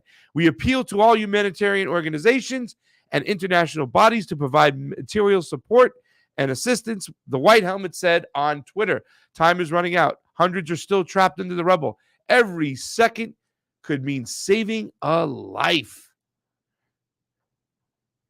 And you can see the bullshit they hit you with. In other words, and here's the talking point. It's going to be, oh my God, how can you guys dare deny the people kind of helping? I get it. You didn't like the White Helmets before, but this time they're coming in. They're pulling people out of buildings, fam. How can you lack compassion? How can you play politics when there's an earthquake and they need help? You say you want help. Well, here the White Helmets are helping.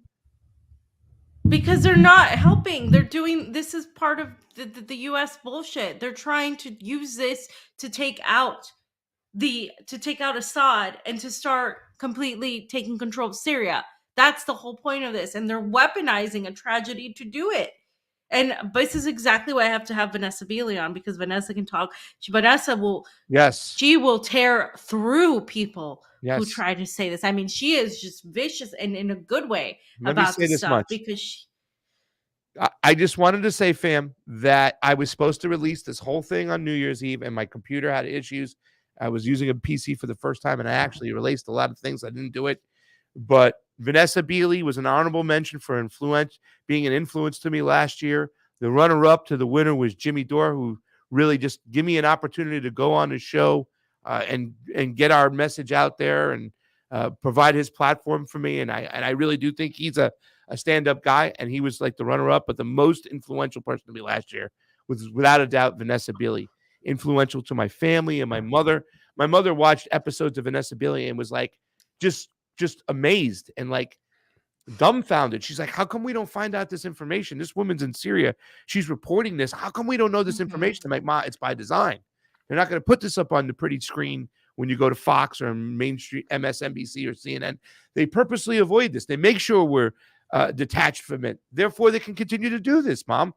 And she was so influential last year. I can't thank you enough, Vanessa, for the work you do. Just amazing.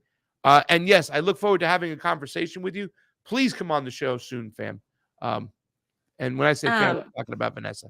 Go ahead, fam. This is Venezuela sends full support to the sanctioned Syria and Turkey. The government the government of Venezuela. Go ahead. No, go ahead. Okay. The government of Venezuela expresses its pain and solidarity with the Syrian and Turkish people after a strong earthquake that has affected the country and has generated a great humanitarian and material losses. And Great you human want me to and read this? Or you got this. I can translate this if you like. Oh yeah, go ahead, fam. No, my microphone's up. Okay, so basically that's what he said, and then he said also that they're later on, if you scroll down, he says that they're going to get no at the thing. Yeah, he said that they're going to get ready to provide immediate assistance and help necessary to the governments of Turkey and Syria, and all the affected regions. Guys, Venezuela is still sanctioned. It's still recuperating from everything the U.S. did, and they still offer aid to Syria and Turkey. And Turkey hasn't necessarily been, like, it's not necessarily the highest ally, but Syria is, and Iran has also sent aid. Yeah. Russian military, I forgot to put that one in there, but there's Russian soldiers delivering and aiding Syria right now. That's happening. The United States and the West refuse to actually aid Syria. Their form of aid is not really aid, as Vanessa stated. They're just going to send money to NGOs. That money will never be seen by the Syrian people. Yeah. It's just going to empower those NGOs to help overthrow the government. That's what they want. They don't care about the people of Syria, and that's why it's so enraging. Fam, I just wanted to thank you for coming on the show today. I know you're working hard over here and taking the extra time. It's almost 2 hours and 45 minutes. 2 3-hour shows is enough for me today with an interview with Don DeBar. Hopefully, I'll share that out. So check my Twitter. I did a little interview. We talked about what's going on in Rage Against the War Machine. I got to tell you, the two people that I'm kind of dedicating my speech to, because I think they should be on the stage, guys who I like, they really had a big impact on me too down the road, and being able to speak up and speak out against the war machine is Gerald Celente and Don DeBar. So, those are guys I really think that deserve to be on the stage for what they've done, especially, Don, who's a Marxist of sorts. You know what I'm saying? He is a Marxist, can really explain that. He had a great show with Angela McArdle, the Libertarian Chair, and Mel K from the Mel K Show. So it was just an amazing show, and I can't thank them enough. And Gerald Celente, who, put it all on the line. Can I ask you, fam, to also dedicate a little bit to our friends that are doing work in Latin America as well? I'm going to talk about, I will mention definitely Nicaragua in my speech. It's in my speech. So, by the way, and thank you to Nautilus on the Rockfin with a very generous tip. Thank you so much, man. That means the world to us. And thank you to everybody who's been putting, stuff on the, we'll read the names on Friday's show. I got to make sure I double confirm, fam. I haven't heard the last confirmation. Daniel McAdams, I think, is coming on the show Friday. I asked you if you could make it Thursday. I did ask him if he wanted to do Thursday, if that's easier. I haven't heard back. So hopefully we can get him for tomorrow, but we'll figure it out. We'll figure it out. Yeah, if we have an extra show tomorrow, we'll pick up an extra show tomorrow. Fee just might do a Fee rant, because we know you love Fee and her Fee rants. So that's it today, fam. 3-hour show, a long one. Thank you to everybody who threw in. Chris Leon and all those people. Vicky Lynn hanging out on our Rumble. Well, Rumble's been growing. So go ahead and subscribe to the Rumble, guys. We got 141,450 followers. Let's get that number up on Rumble. Remember, the Rage Against the War Machine rally is taking place February 19th. There's a couple people I can't wait to see, fam. Eric Jackman for 1, Black in the Empire, Daryl for 2, Trey Wright for 3, Andrew, I hope, is going for 4. Misty's going. Of course, I'm going to see Misty. Misty's always top of the list, of course. I got to see Misty at Freedom Fest, fam, this year with 20% more freedom. But yeah, if you can go out there, help us out, get to Rage Against the War Machine. Guys, my Venmo is at Craig Jardula. My Cash App is $ Pasta Jardula. And please, if you do see Kim and my brother, please punch my brother and make sure that that my brother is taking care of my child. That's all. Who's that? My car. Oh, stop. Oh, stop. Just make sure. Just make sure Johnny is Yeah. Guys, givesendgo.com/theconvo in Cuba if you want to help out. We'll thank all the producers and all the people this week that have helped us do this amazing life experiences, the work you guys get us on the ground to do. Brazil was great, Colombia, the whole 9 yards. Looking forward to doing this more in the future. And fam, looking more forward to seeing some, even though it's going to be sad, some of the stuff you got from the Donbass, you went over there. So that's going to be pretty amazing work. Thank you, everybody who participate, all our Patreons. Thank you, Fam, guys. they said your hair looks beautiful. It does look beautiful, fam, because I'm just kidding. They were talking about mine. Guys, that's it. Combo out. We'll see you soon. Rage Against the Woman. Sorry, I had to do that, guys. All right. Come on.